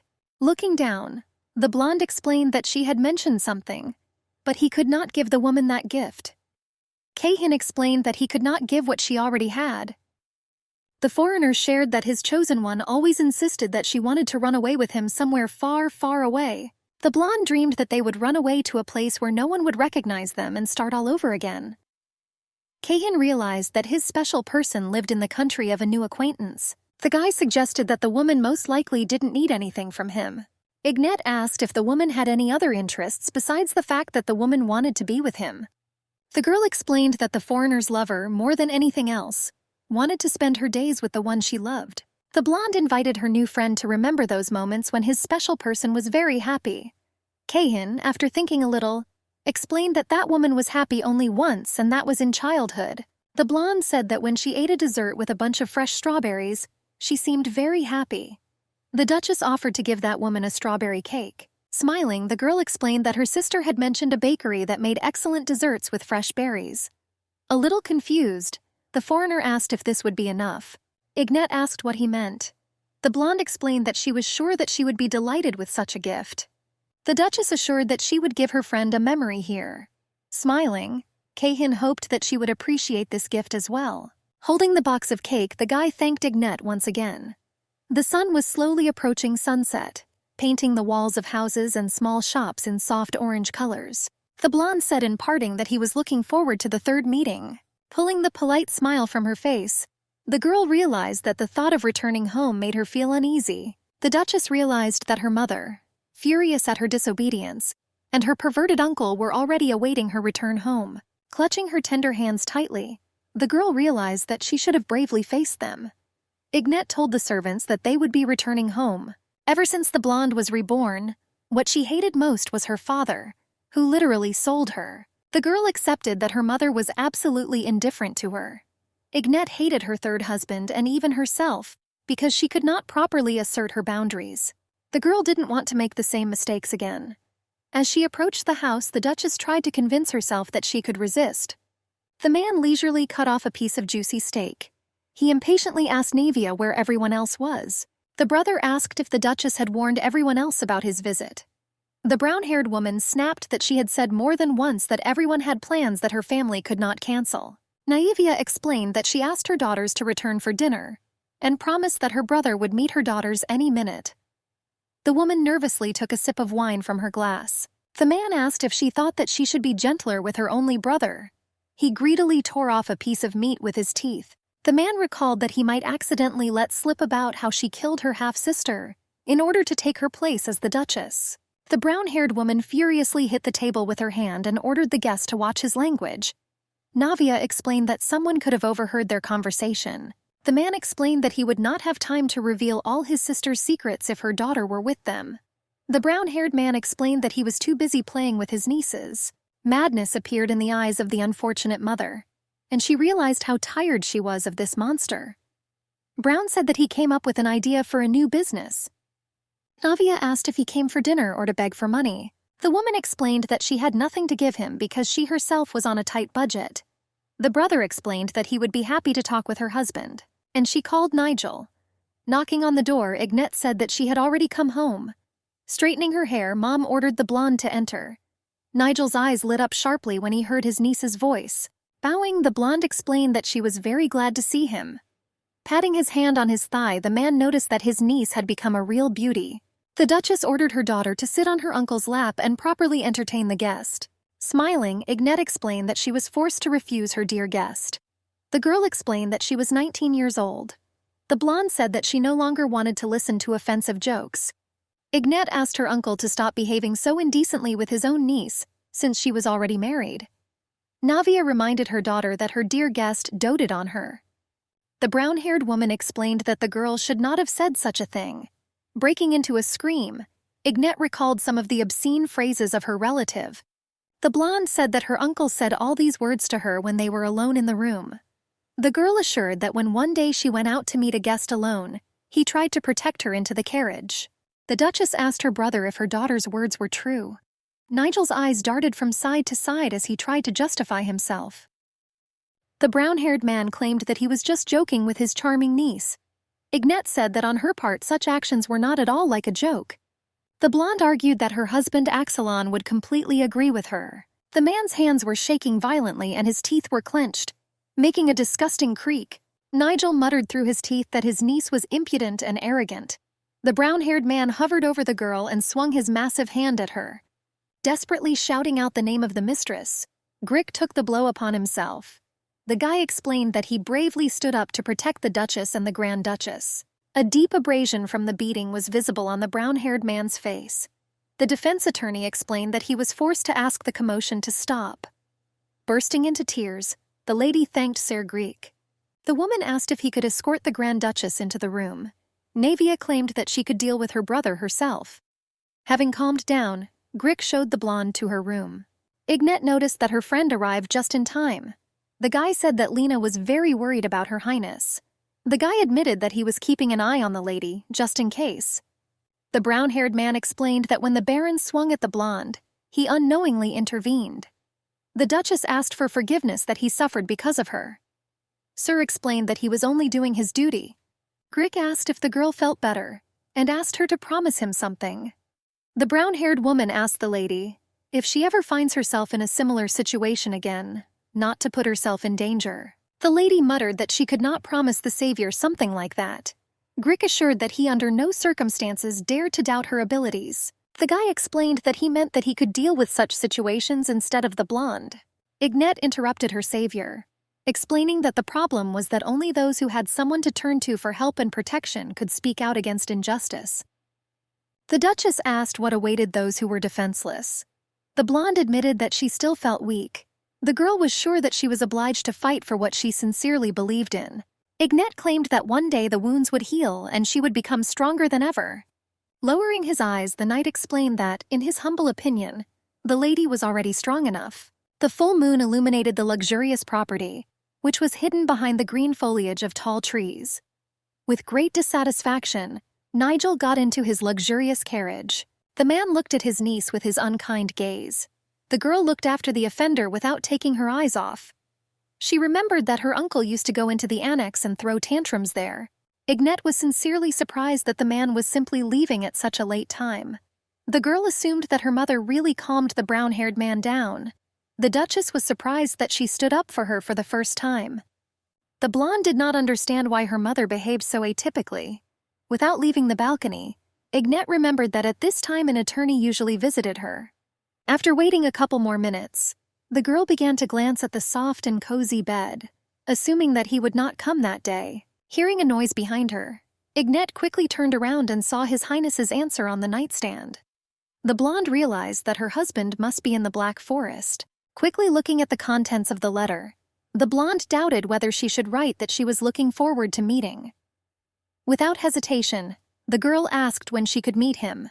Ignette asked herself if there was any point in writing. She realized that she still would not be able to send a letter to her lover. Approaching from behind, the attorney asked who the recipient was, which made the lady sigh. Ignette started to answer, but interrupted herself. With surprise in her eyes, the blonde asked how long the guy had been in the room. Smiling, the brown-haired man assured that he had been waiting for about a couple of minutes for someone to pay attention to him. The attorney explained that he knocked on the window, but the lady never heard him. The guy explained that he was about to return, but he had something for the gentleman's wife. Embarrassed, Ignette claimed that she was too carried away when she read the letter. The attorney asked if the girl wanted to exchange the letter for a gift from His Highness. The guy took out a massive box of noble blue color. The brown-haired man asked why the girl was sure that she would not be able to send the letter. The Duchess explained that she could not communicate with her husband only through an attorney. Ignette said that the brown-haired man came when he wanted to. The girl recalled that marriage was a mutual decision. The blonde shared that she felt as if only she needed it. The Duchess became gloomy. and explained that she did not know where the Duke was in the huge and dark forest. Smiling, the brown-haired man assured that the entrance to the Black Forest was not that big. The attorney clarified that the forest itself was huge, but the structure of the forest was such that it was extremely difficult to get through it. The guy said that the dark forest was covered by mountain ranges. The attorney explained that if you climbed one of the watchtowers that stood in the open area near the entrance to the forest that borders Baron, you could see the barracks where the Duke was. The brown-haired man asked if the girl thought that they knew where her husband was. Laughing, Ignette thanked the guy, assuring him that it was much better this way. The girl excitedly asked what kind of gift they were talking about. Having opened the case, the brown-haired man explained that the necklace was inlaid with mana stones. The attorney warned that the decoration was a one-time use. The guy explained that the stone contained quite strong magic aimed at protection. The girl's emerald eyes lit up with joy, and her cheeks were slightly flushed. Ignette noticed that the color of the stones and her eyes matched. The Duchess convinced herself that this was just a coincidence, since she and her husband had never met. Hanging over the girl, the brown-haired man suggested putting jewelry on her neck. Ignette gave her consent with a slight nod. The girl asked to convey her gratitude to her husband. The blonde claimed that she was delighted with this gift. The Duchess dreamily shared that she had met a man. The attorney's eyes narrowed in horror. Ignette said that he was trying to find a gift for a person especially special to him. The blonde admitted that she was a little jealous of that man. Laughing, the girl explained that her envy was not necessary, and repeated once again that she was very grateful for the gift. A slight smile appeared on the brown-haired man's face. The guy suggested that Her Highness needed a more reliable way of communicating with the Duke. The attorney promised the blonde to come every evening unless an unforeseen situation happened. Ignette asked if that would be difficult. The brown-haired man claimed that it was not difficult for him at all. The attorney promised that he would have no problem doing this until he came up with something better. The guy noticed that it was quite late and explained that he had to leave. Like a heavy stone, he jumped from the third floor, promising that he would come to the girl tomorrow. The blonde with shining eyes followed the guy with her gaze. Darren noticed that the lady liked the gift. The Duke asked how he knew such information. He recalled that his magic item could not read her thoughts. The sword reminded that the necklace was made from the last green stones that the master had, only because they perfectly matched the color of the girl's eyes. Darren reminded that the gentleman does not have to put in so much effort just to give a gift. The brunette unhappily explained that he had no idea what his partner was talking about. The guy claimed that his wife's eyes made a great impression on him. Ignette thanked the Baron for coming such a long way. The man noted that this business meeting was extremely important to him. Carl admitted that he was worried because his wife said that his business partner would be helping him today. The blonde noticed that he did a lot for her, and she insisted that it was the least she could do for him in return. Ignette asked if he could tell us more about this meeting. The Baron explained that the owner of their business was from the East. He suggested that her younger brother would come to the woman. The Duchess assumed that she spoke their language. Carl explained that he rarely dealt with his superiors. The girl was dumbfounded by the news that the business owner did not speak their language. The blonde suggested that she had recently arrived in their country. Carl introduced the man who opened the door as Mr. Polkins. The man explained that it was their translator, Her Royal Highness the Grand Duchess of Ascalon. The brown-haired man slowly walked towards the guests and said that he had been waiting for the guests long enough. The business partner remarked that he was very pleased to meet Her Highness.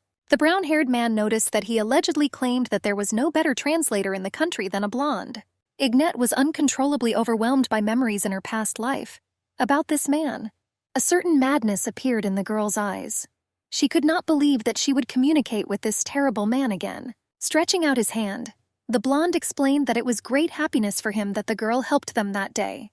The man explained that he was the controller of the Baron Trade Association. The Duchess could not believe that Polkins was working for the Caste Trade Association. The girl was surprised that the man was one of the advisors to her third husband. Images of terrible beatings flashed through Ignette's head, with her body covered in bruises. The blonde remembered that the man was in charge of surveillance and education. In those terrible days, the brown-haired man advised the girl to hurry up and solve her problems. Borzia asked if she wanted to repeat the same fate as the previous 5 owners. The Duchess realized that what the man did with her in a past life brought him sincere pleasure. The girl understood that her new colleague was a truly evil person. Trying to hide the fear and pain in her eyes, Ignette said that she was glad to meet you. Reaching out her hand, the blonde tried to calm herself. Pushing away the outstretched hand, the brown-haired man asked if the girl knew who he was. The Duchess tried to calm herself down and remove the veil of her knowledge from her memories. After shaking hands with an old friend, she introduced herself as Ignette Axelon. The brown-haired man introduced the owner. The man said that Lady Arabelle was the owner of the Baron Trade Association. Borgia explained that the woman was Casta's current wife. Ignette noticed that the woman was beautiful. The brown-haired man asked with a grin. The girl remembered that once a man's ridicule was intended to humiliate her. The blonde realized that all the rumors about Casta's previous wives were true. Ignette could not understand why a woman who would marry a man from another country could not speak her husband's language. The Duchess guessed that the woman had to go through what she had once gone through. After introducing herself, Ignette said that she would be a translator for the woman. The blonde realized that she had to help her ex-husband's current wife. In the role of translator, the girl asked if Arabella needed help. Hope flashed in the dirty green eyes of the foreigner. Borgia asked what the translator had just asked. The Duchess, trying not to show her panic, said that she was simply introducing herself. Ignette explained that introducing themselves to each other was common courtesy. The blonde realized that her assumptions were true, since the man was very nervous due to the fact that he did not understand them. Laughing, the brown-haired man agreed. The Duchess remarked that the dress suited Lady Arabelle incredibly. Ignette asked her new friend to point to the dress and answer her question. The translator anxiously asked whether the woman was being followed.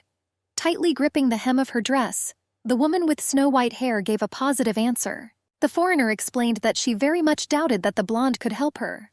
I try not to lose face. Ignette felt that she was seeing herself from the past. In her past life, every attempt of the blonde ended in failure, after which she gave up. The girl realized that she could not leave everything as it was. Smiling, Ignette explained that she could cope with such a difficult task. The girl's conversation was interrupted by approaching footsteps. Borgia smiled and explained that their guest had already arrived. When the door swung open, the Duchess saw an old acquaintance. Arabelle was extremely happy to see her brother. After the guy entered the room, he hugged his sister tightly. The blonde began to ask the girl how she felt. Kahin heard in response that thanks to him, everything was fine with her. The woman claimed that she really missed her brother. Ignette recalled that she had a premonition that the foreign guest would be Kahin. The girl realized that someone special to the guy was his sister. Paying attention, the brown-haired man asked if Her Highness could translate what he was going to say. The blonde realized that Borgia was an insensitive egoist. Ignette apologized for interrupting, explaining that the brown-haired man wanted to say something. Kahin was sincerely surprised to see the blonde again. The girl strictly ordered the foreigner to pretend that he did not know her. Bowing, the brown-haired man introduced himself and explained that he was the personal servant of Lady Arabelle. Ignette translated the words to the tormentor without the slightest problem. The blonde translated Kahin's words. The blonde explained that he was deeply grateful for the opportunity to meet my lady. Laughing, Borgia argued that this was nothing, since he was her younger brother.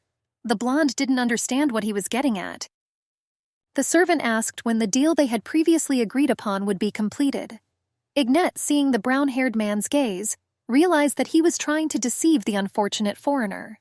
Without hesitation, the guy explained that he was ready to make the deal at any time before he returned to the east. Kakin said that he was ready to make a deal at that very moment, whether the brown-haired man wanted it so much. Looking into the guy's eyes, the Duchess realized that she had to break this deal at any cost. For the sake of saving her new acquaintances, the Duchess lied that the guy was ready to complete the deal on the day of his return to the east. Brown asked if the translator could ask if it was possible to make the deal earlier. Ignette wondered if the blonde could have delayed this deal as long as possible. The girl asked the foreigner to shake his head negatively when he answered her. Ignette explained that the foreigner said that it would be difficult. The blonde realized that Kahin understood what she wanted to say. The guy said that the deal could be concluded as soon as possible, only under one condition. The blonde said that he would only need 1 day, which he could spend with his sister, just the two of them. In a trembling voice, Borgia asked if the guy intended to do this with the owner. The brown-haired man explained that he would gladly fulfill the condition if it depended only on him. Borgia reported that their association was soon organizing a ball. Brown argued that the owner, not to mention the other members of the association, would be extremely busy for the next 3 or 4 days. The foreigner reminded that he would stay in the country for 2 more weeks, and he had plenty of time. Kahin claimed that he would gladly accept the invitation to his sister's ball. Borja asked me to tell him that he would send a carriage for the blonde on the day of the ball. Ignet couldn't understand what was on the blonde's mind. The girl realized that the foreigner managed to buy her some time. The Duchess asked the guy to come to the bakery, which she showed him at 10 in the morning. The blonde claimed that she would tell the guy about the details there. The girl again made no sign of their conversation, and translated that you would be waiting for an invitation here. In parting, the brown-haired man thanked Her Highness. The girl said that since they had sorted out this issue, the two of them would leave and they would have the opportunity to be alone. The girl stood on the balcony alone, looking at the distant shining cold stars. Ignet opened the note that Borja gave her. The man reported that the owner gave him a note and asked him to translate the contents. Having opened a small bundle of paper, horror appeared in the blonde's eyes. Arabelle begged the blonde to stop her brother. Ignet realized that she did not want to reveal the truth, because she was afraid of her brother's reaction if he suddenly found out. The girl guessed that the foreigner could also be in danger. The Duchess remembered with a shudder that she could only find liberation in a painful death. Rapidly moving steps tore the girl from her thoughts. Knocking on the balcony door, the attorney asked what was on the blonde's mind. The brown-haired man guessed that something had happened to the girl. Ignet ignored the question and asked the guy to come inside. The attorney noticed that the lady was quite pale. The guy asked how she felt. Gently touching the blonde's forehead, the attorney noticed that he did not feel any fever at all. Removing his hand, the Duchess explained that she was not sick, and once again repeated that she was fine. Seeing a small crumpled piece of paper in the mistress's hands, the brown-haired man asked whether the reason for her sadness was in that note. Realizing that she would not be able to escape the conversation, Ignet invited the guy to sit down first. The blonde said that someone needed her help. The girl asked if the guy remembered how she talked about a foreigner whom she met on the street. The brown-haired man, gloomily, asked if the girl meant the one to whom she helped choose a gift. Ignet told the attorney that the sister of a new acquaintance found herself in an extremely dangerous situation. The girl shared that she promised to help that woman, but had no idea how she could do it. The attorney asked to reveal the details of the situation to him. The brown-haired man suggested that together they would be able to figure out a way out of such a situation. The guy explained that they couldn't turn away someone who needed help. Ignet thanked the guy again. The Duchess said that, at the request of her friend, she worked as a translator for meetings with a guest from the East. The blonde decided to say directly that Lady Arabelle was being closely monitored. Ignet reported that the trade association controller wanted to use the foreigner for personal gain. The attorney guessed that the man wanted to use the girl to put pressure on a man named Kahin. The attorney suggested that the problem had a fairly simple solution. The guy suggested that it was necessary for the foreigner to not keep his end of the deal. With a heavy sigh, Ignet reported that this was not the main part of the problem. The Duchess said that she wanted to free Arabelle and get the woman out of that damned trade association. The brown-haired woman remembered that the blonde had mentioned that the foreigner was the owner of the business. Ignet said it would not be easy. The girls shared that if they make the wrong move, the entire trade association will turn against Milady. The Duchess understood the whole difficult situation like no one else. The girl said that she could not allow her new friend to suffer even more. Ignet realized that she had no other choice. Wary, the attorney asked what the lady was going to do. The girl claimed that she only needed a couple of days. The blonde was confident that in a short period of time she could take Arabelle east through the Ninor water channel. Wary, the guy asked what the lady's plan was. Ignet was sure that there had to be a way. The girl hoped that she could find a solution to this problem. The blonde said that she would meet with Kahin tomorrow. She claimed that they would definitely find a solution. The brown-haired man said that he would go with them. The guy smiled and suggested we all meet together. Lena sighed dreamily and noticed that the lady looked much better than usual. Looking at the attorney, the girl could not understand why he dressed so smartly. Bowing, the brown-haired man said that he always dressed this way. The maid asked the mistress in a whisper if this guy was present at the blonde's wedding. Smiling, Ignet said that this guy was the attorney of the Duke of Ascalon. The Duchess at that moment realized that she did not know the guy's name. With embarrassment, the girl explained that the brown-haired man had not introduced himself to her. Ignet began to make excuses that they were not supposed to see each other so often. The blonde asked what the attorney's name was. Looking away, the Grand Duke, in his disguise, came up with a name for his humble servant. The brown-haired man introduced himself as Hertz with a deep bow. The blonde noticed that the brown-haired man had a very similar name to the Duke. The girl introduced her escorts in the form of Lena and her bodyguard Ser Greek. Covering her face with her hands, the maid greeted the brown-haired man. Smiling, Hertz assured that he was very pleased to meet you. The brown-haired man allegedly sincerely hoped that they would see each other much more often. The attorney sincerely hoped that he would get along. Ignette was surprised that the guy wanted to see each other more often, because she was sure that he was very busy. Hertz coldly snapped that he was indeed busy. The guy suggested going to a meeting. Laughing, the Duchess asked why he had come if he was busy. The bakery shelves were filled with a variety of delicious, aromatic, and colorful desserts. Kahin noticed with a smile that his friend had already arrived. The blonde asked who the girl brought with her. The foreigner became a little wary when he saw the attorney holding the girl's arm. Hertz noticed that this is not how they communicate with those they meet for the first time. The foreigner was surprised that the guy spoke his language. Bowing, the brown-haired man assumed that Kahin already knew the answer. Ignette noted that a foreigner should be more polite to strangers. The blonde sat down at the table, which was laden with many different desserts. A smile appeared on the attorney's face. The girl sincerely did not understand why the brown-haired man's emotions were so unpredictable. The blonde turned to the attorney. Bowing, the guy assured that everything was fine. The foreigner anxiously asked who the uninvited guest was. Ignette introduced the brown-haired man, explaining that he was her husband's attorney. In a trembling voice, the blonde asked if the beautiful girl was married. Kahin sadly noted that it was all over before it even began. The brown-haired man hissed through his teeth that the guy was rejected. The guy could not understand how the girl destined for him could be married. Frowning, Kahin asked what the blonde was talking about. Awkwardly looking away, Ignette assured that her friend was just joking. The Duchess explained that in the East there was a belief that if you meet someone 3 times by luck, it means that people are destined for each other. The girl shared that yesterday was their 3rd meeting. The brown-haired man chuckled and asked how people could believe such a thing. The Duchess explained that there was something that the new acquaintance should know. The girl said that Arabelle was constantly being followed. Ignette said that Borzia and Cast constantly watched the girl. Panic and misunderstanding were visible in the gray-green eyes. The Duchess said that she managed to talk to Arabelle before the blonde arrived, and she said that she needed help. The girl said that Arabelle's brother should not fall victim to the insidious plan. Ignette assumed that Arabelle was not only being followed, but also being bullied.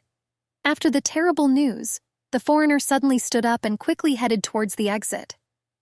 Confused, the Duchess asked where Kahin had gone. The foreigner said that he must go to his sister at any cost. Without showing any emotion, Hertz said that a foreigner should not do anything stupid. The blonde froze, hearing such tactlessness.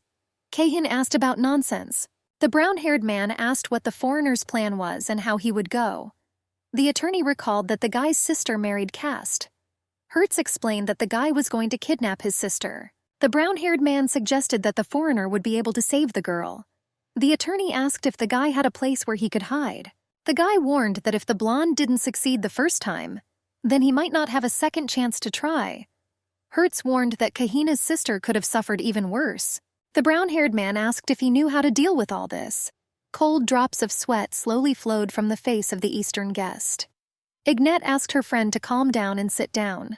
The blonde recalled that they had gathered here to discuss a plan to rescue Arabelle. The girl asked how it happened that the girl married Cast. The blonde said that there was no king in his homeland. Kahin shared that in his country there were many aristocrats who looked after their provinces. The guy said that he and his sister were illegitimate children of one of the noble families. The blonde explained that in his homeland, having children out of wedlock was something unfathomable. Kahin explained that the man they were supposed to call father kicked them out of the house. The guy explained that they experienced contempt and neglect while living in their homeland. The blonde shared that this attitude made them think it was better to be kicked out. The blonde remembers the difficult moment that their mother died when they were still children. The guy explained that his sister raised him from early childhood. He explained that the foreigner came when the girl was barely 19. The Baron offered the girl a generous ransom in exchange for exclusive rights to open her own post on the East Coast. The boy's father was blinded by the amount of money offered and sold his sister to a man who was 26 years older. Only over time did he realize why his sister obeyed instead of running away. Arabelle, before leaving for the Empire, forced her father to enroll her younger brother in a private academy. Before the girl's marriage, the father would not have even thought about spending money on the education of an illegitimate child. With tears in his eyes, the blonde said that he still felt guilty, explaining that it was his fault that his sister had to go through all this hell. Ignette realized that she and Arabelle had much more in common than she had realized. The blonde realized that in essence they lived the same life. The girl sincerely wanted to save a woman who found herself in the same situation. The blonde hoped that the bitter taste of the poison would finally leave her tongue. Without stopping to cry, Kahin insisted that it was all his fault. Ignette asked the guy not to cry and handed him a red velvet scarf. Snatching a piece of cloth from his hands, the brown-haired man gently wiped away the guy's tears. Hertz noticed that the handkerchief was excellent at absorbing tears. The attorney asked Her Highness not to worry and not to get up from her seat. The girl said that they should focus on the rescue plan. Ignette asked the foreigner to tell him more about the deal with Borja. Moving the handkerchief away from his face, the blonde began the story. The guy recalled that he had already told that his father opened a port on the East Coast. The foreigner said his father also relieved the Baron Trade Association of having to pay the appropriate taxes. Ignette asked how the guy's father managed to pull off such a difficult task. The guy said that he had his own ways when he replaced his father. The blonde was surprised that an illegitimate child became a lord. Smiling, the guy explained that luck was on his side. The Duchess realized that this required much more than simple luck. The blonde clarified which port Kahin meant. The foreigner explained that he meant Regina Light. The girl realized that her suspicions were confirmed. Ignette remembered that in her past life she sent countless correspondence to the East. The blonde remembered that this happened after they suddenly approved all trade deals. With each answer, the girl received only a cold refusal. In Ignette's past life, it seemed strange that the severance of trade ties coincided with the death of Lady Arabelle. Before these words, the girl had no idea that it was Kahin on the other end. The Duchess said that the safest way to rescue Lady Arabelle must without a doubt be legal. Ignette said that the girl needed to file for divorce. The blonde realized that for a divorce it was necessary that she and her husband come to the temple and have their marriage certificate returned to them. The girl said that the couple should at least send attorneys in their place. Clutching his hair tightly from stress, the blonde said that Cast would not let his sister go so easily. Hertz suggested that the guy tell him that he would change the tax benefits only in the event of a divorce. The Duchess said that such actions could only cause harm to Kahin.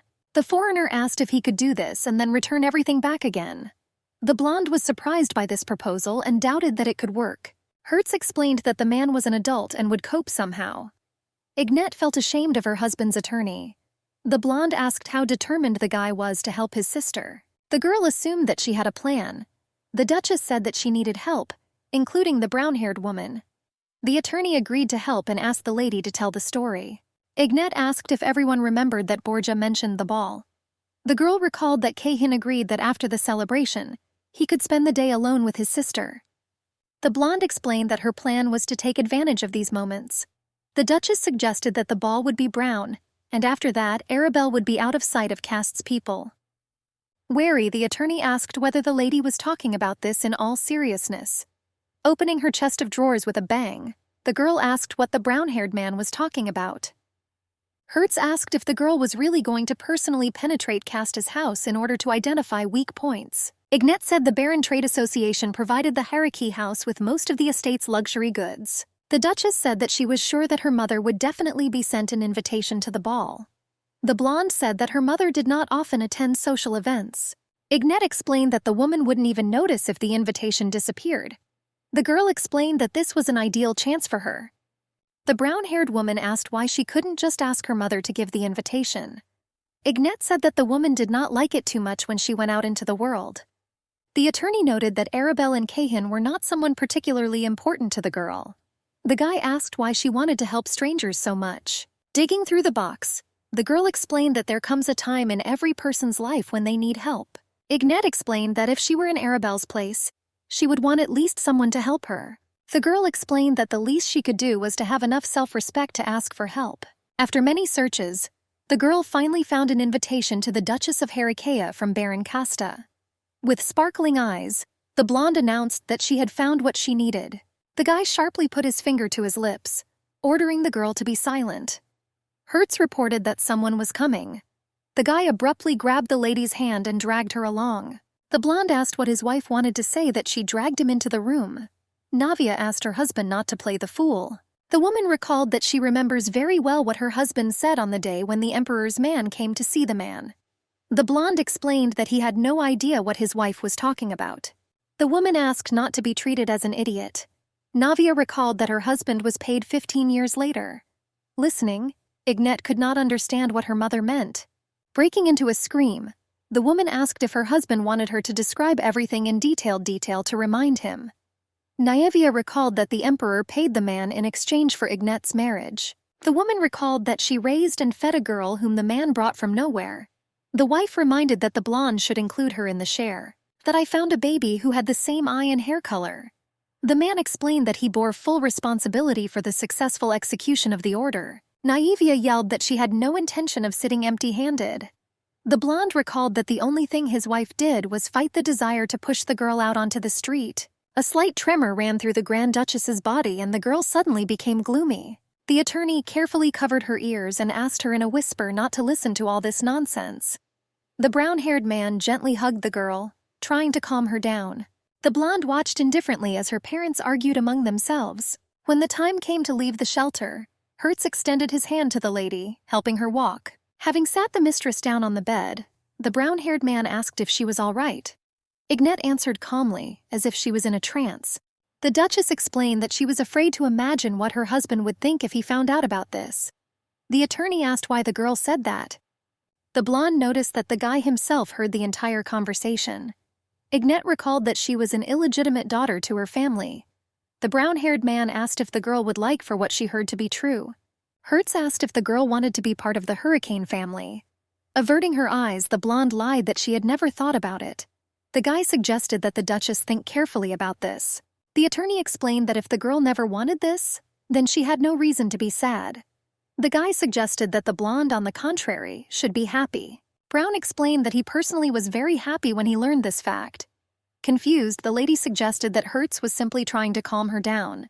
The guy claimed that he said everything sincerely. Ignette doubted whether the guy's words made sense, but she began to guess that he might be right. The blonde remembered that she always blamed herself for being worthy of love. Only now the girl realized that the reason that her parents did not love her was that she was not their equal daughter. Hertz looked at the girl with loving eyes. He gently tucked her silky hair behind her ear and explained that he sincerely wished he could stay with her longer. But it was time for him to go. The attorney said he would be back in 2 days in time for the party. The girl hesitantly asked if he would come to Rivertown.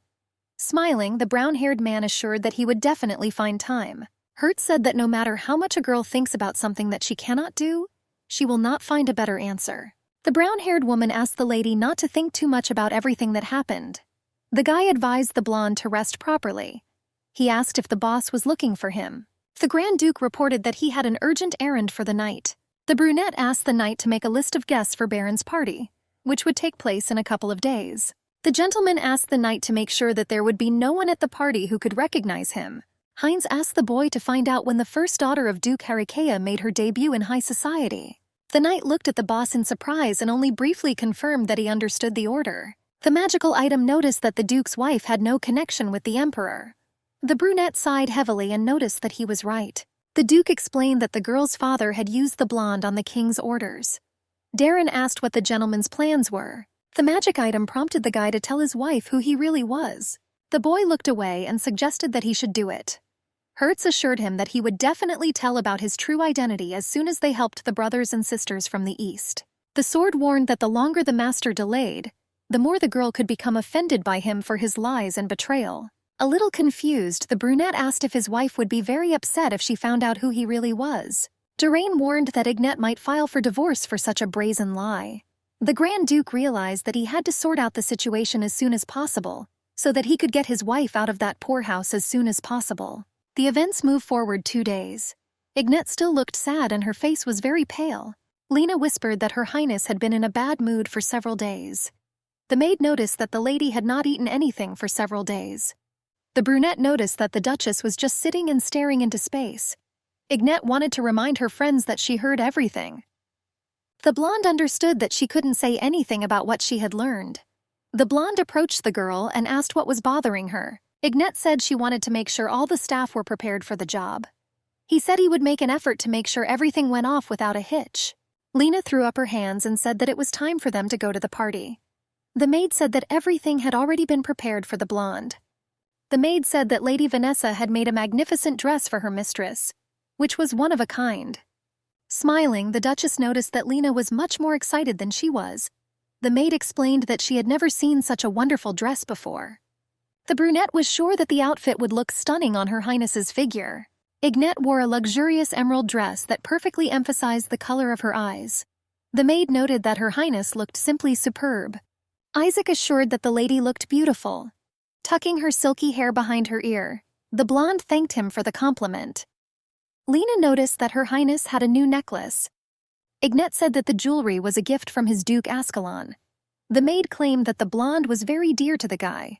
The brunette explained that she was incredibly happy about such wonderful news. Pressing Lena to herself, the Duchess noticed that there was no one who cared for her the way the maid did. Soon there was a loud knock at the door. Ignette assumed that Hertz's carriage had already arrived. The boys bowed and wished Her Highness good luck. Smiling, the blonde assured that she sincerely hoped for a repeat meeting. The guy was waiting for the girl to finally come out. When the brown-haired man saw his beloved, he explained that he was sincerely glad that she appeared so quickly. The Duchess looked down and assumed that it was rather unusual for the attorney to see her dressed up. The girl could not understand what was happening to her when she gently placed her brush on his hand. Hertz, taking her hand, assured her that the girl was beautiful, as always. The guy tenderly kissed the Duchess's hand. Ignette, with a radiant smile, noted that he was quite the charmer. The attorney, laughing, replied that he was only telling the truth. Hertz suggested that they go to the festivities. The Duchess thanked him for accompanying her on this beautiful evening. The wheels of the carriage cast long shadows when the moonlight fell on them. The carriage moved slowly to take the lady to the celebration. The attorney said they had a little time before they arrived. Shaitan suggested they could take a nap on the way. Ignette insisted that she had to refuse such an offer. The lady assured that she wanted to discuss what had happened the night before. The girl recalled that he asked her if she should be upset that she was not his biological daughter. The blonde said that her answer was yes. Ignette shared that she lived her entire life believing that those people were her real parents. The girl explained that it was not a matter of blood relationship. She believed that people became family when they married, adopted, and for her, kinship did not necessarily have to be based on blood ties. The girl was convinced that the reason her parents didn't love her was something else. After the overheard conversation, the blonde was sure that she was nothing more than a tool for her parents. Tears trembled in her emerald eyes, slowly trickling down her cheeks. Ignette said she never realized she had cried so many tears over a love that was never meant to be given to her. Wiping away her tears, the blonde said that she was no longer going to be sad. Ignette said that now her sadness had been replaced by anger. The girl assured that anger was just boiling inside her. The Duchess said that she had decided to forget about her parents. The brown-haired man smiled and noticed that the lady was very strong. A spark of love appeared in the guy's eyes. Hertz suggested that once they figured out the whole situation, everything would change. With surprise in her emerald eyes, the blonde asked what the guy meant. The guy just smiled but didn't answer. He promised to explain when everything was settled. The Duchess noticed that the guy seemed to be teasing her. The brunette promised that sooner or later she would understand everything. After a moment's hesitation, Ignette decided to believe his words. The attorney remarked that it was time for them to leave. They soon left, seeing a luxurious estate before them. Hundreds of candles flickered in the hall. The aristocrats talked leisurely among themselves. Someone announced that Her Highness Grand Duchess Ignette Axelon had arrived. The blonde stood arm in arm with Hertz. Smiling, the blonde noted that she hadn't seen Cast for a long time. The man's face twisted because he was clearly not happy with the number of uninvited guests at his meeting. The Duchess knew that it would not be so easy to fool the man. The girl realized that she knew much more about Cast and his family than she would like. Taking Arabelle by the hand, the blonde asked if she remembered her. The man apologized and asked how the girl knew his wife. The Duchess said she had met the woman recently when she helped with translation at Polskin's request. The blonde asked if Arabelle remembered that she had been wearing that same wonderful dress that day. Ignette insisted that she wanted to meet again so much that she begged her mother for an invitation to the banquet. She knew very well that everyone, except her family, knew almost nothing about her. The blonde admired the grandeur of the event. The girl asked if Cast would mind if they stayed for one dance. The Duchess knew she had to create the impression that she was an immature aristocrat. Ignette planned to ruin the party, which was full of businessmen. The girl knew very well that Keihin would help her with this. The foreigner took a small sip of wine. At their last meeting, the Duchess had agreed that he would not speak his native language if possible. The girl was sure that Cast would put translators literally everywhere. Ignette knew they would need a different way of communicating. The plan was for the blonde and Keihin to pretend to be an unsuspecting high society couple. The blonde had to find the butler. The foreigner was quite wary and took a small sip of wine. The butler was dressed all in black and was a little more formal than the other servants. The girl warned that if you see the butler giving orders, it will be a signal that the blonde was not mistaken. Ignette knew that after their first dance, Cast would let down his guard. According to the plan, the foreigner was supposed to start a commotion at this point. Keihin blurted out that he was demanding alcohol. In a trembling voice, one of the servants asked the blonde to calm down and not disturb the other guests. The foreigner asked the man to leave him alone. The guy asked if he knew who he was in the East. Ignette knew that since the foreigner would be a special guest, the butler would have no choice but to step in and sort out the situation. The blonde suggested that if he had such a palace, then perhaps. The butler interrupted the foreign guest's conversation and asked to be allowed to take him to the room. Ignette remembered that as soon as the butler took the blonde away, she and Hertz would enter the game. Bowing, one of the servants announced that if the special guest needed anything, a servant would be waiting for him outside. The brunette wished Keihin to enjoy his vacation. He said that he did not understand a word and asked to bring him more alcohol. During the discussion of the plan, the blonde man did not understand why he needed to take the butler away. Ignette told the foreigner that the most influential families in the empire always had 2 workers. The girl claimed that the housekeeper was responsible for the affairs of the house and the female servants. She claimed that the butler supervised the male servants and always had the key to the estate with him. Ignette explained that when the reception began, the entire estate security would be together where the celebration would take place. The girl knew that after the butler took Keihin to the living room, he would be left alone. With a deft movement of his hand, Hertz knocked the man to the floor. The attorney joked that it was the perfect moment for a robbery. Soon the two found Cast's office. The brunette was genuinely interested in how the girl was able to find the right room so quickly. Laughing, the Duchess explained that she had simply guessed, assuring that the layout of the building was almost the same as her home. The guy asked what they were looking for. Ignette said that the most important thing for a merchant was the ledger. The blonde explained that they needed to know who exactly the deal was being made with. The girl said that they would definitely need the book if they wanted to influence the entire trade association. The Duchess said that if any data did not add up, they could report it to her. The girl was looking at a lot of books, trying to find the account book. The attorney asked what would happen if Cast discovered the loss. The guy asked if they would be suspected of what they had done. The Duchess said that she knew people like Cast well. Ignette said that he would be ready to do anything for personal gain. The girl knew that her ex-husband was ready to treat people as if they were expendable. The Duchess assured that such people easily got rid of those who had become useless. Ignette said that the blonde man inspired anxiety and terror in those who worked for him and enjoyed it. The girl was sure that Cast would first begin to suspect those who were closest to him. Ignette said that they only needed to take the main ledger and leave the rest alone. She smirked and pulled out a blue ledger with a gold seal. The blonde assured him that the butler would quickly figure out that the book had been stolen while he was unconscious. She claimed that he would be afraid of punishment and would fill in the key entries in the main book and return it to its place as if nothing had happened. The blonde was sure that there was no need to worry. The girl reminded them that they only needed to take what they could use and quickly leave the office. Pointing her finger at the page, Ignette asked her accomplice to look at the 3rd number. Count Mayer's arrival at the nymph's hideout. After reviewing most of the records, the attorney came to the conclusion that all the most important meetings were held in some kind of nymph's hideout. Hertz recalled that the nymph's hideout was a restaurant where the Baron Trade Association entertained its special guests. The blonde was a little taken aback, because in her past life she had never heard of this place. The girl tried to remember where this restaurant was and why in the future that she remembered this place was not there. The blonde assumed that they had found everything they needed. Ignette said that it was time for them to leave. The girl decided to signal Keihin that their operation had been successful. The Duchess asked if Hertz could carry the book to the carriage. The guy nodded and said that it would be no problem for him. The brunette suggested meeting at the reception. When the two were in a safe place, the blonde shook hands and thanked the guy. The attorney said that it was no problem for him, since he did what the lady told him. The guy hoped that once they knew about the restaurant, their investigation would become a little easier. Ignette asked if the solicitor could come to Rivertown the following day. The Duchess explained that they needed to think of a further plan. The girl said that she wanted to show her comrade what she was going to do with the mana stones that the Grand Duke had given her. Laughing, Hertz said that you will be waiting for this moment with impatience.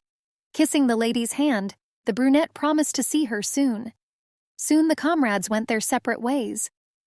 The attorney realized that what was happening was very suspicious. The guy could not understand how Ignette could navigate so well in a house she had never been in before. The Duke couldn't understand how the girl could have known what Cast and the butler would do. The guy had the feeling that his wife knew these people before this unfortunate moment. Hertz assumed that someone had told the blonde everything.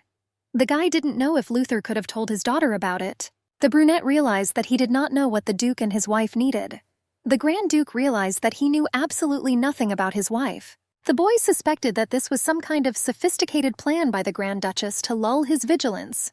The brunette realized that he couldn't relax.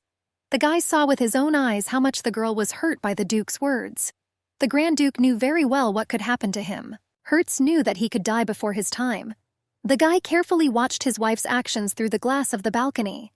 Hearing steps, he realized that someone was approaching and hurried to hide in the thick branches. Entering the room, Luther shouted his daughter's name. The man's eyes showed anger. Watching what was happening, the brunette could not understand what could have made the Duke so angry. A moment later, Luther hit the blonde in the face. Scarlet drops flew around in small splashes. The man asked what she had done. Tapping his finger on the table, the Duke noticed that the diamond mine was costing a lot more money than he had planned. Luther grinned and realized that it wasn't that important. The man grinned, remembering that he still had the Ignette allowance that Duke Ascalon had sent him. Luther opened the letter. The note stated that from now on the Grand Duke would pay the monetary allowance for the Grand Duchess, which they had previously agreed upon, exclusively to the girl's personal account. The father's face was twisted with rage. He could not understand what this all meant. Luther asked how the blonde dared to keep silent about the fact that the Duke sent the allowance to her personally. The man asked if she thought she could really fool her father. With a trembling voice, Ignette said she had no idea what he was talking about. The girl asked if her father had asked her to pay money for her. The man realized that he had let it slip. He realized that his daughter should not have known about it. Luther realized that he should discuss this not with his daughter, but with the Grand Duke. The blonde was convinced that the boy should send him money.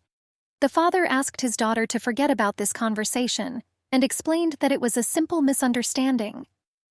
The man asked the blonde to pretend that nothing had happened. Breathing heavily, the blonde said that she could not pretend that she had not heard it. The girl wondered if she was such an expensive pleasure. Ignette suggested that this was why her father asked the Duke to pay them an allowance. The Grand Duchess claimed that she had always been nothing more than a thing for the family to be sold at a higher price. Luther took a swing at his daughter and asked her to watch her language. The blonde reminded him that he hadn't even congratulated her on her wedding. Tears slowly rolled down her pale cheeks. Luther knew that the smartest thing to do at this point was to leave his daughter alone. He knew perfectly well that the blonde was yearning for love. The blonde realized that she was ready to do everything to be loved. The father realized that if he did everything right, the girl herself would give him all the money. The man assured that he understood perfectly well what had upset her so much. Luther congratulated his daughter on her wedding. The father claimed that he sincerely hoped that she would forget that he had so thoughtlessly attacked her. He asked for forgiveness. Ignette sat in her room staring at the wall. The blonde insisted that she heard the congratulations too late. The girl claimed that she had been waiting for these words for a long time, but they were too late. After waiting for Ignette to turn off the light, the guy made his way into the estate.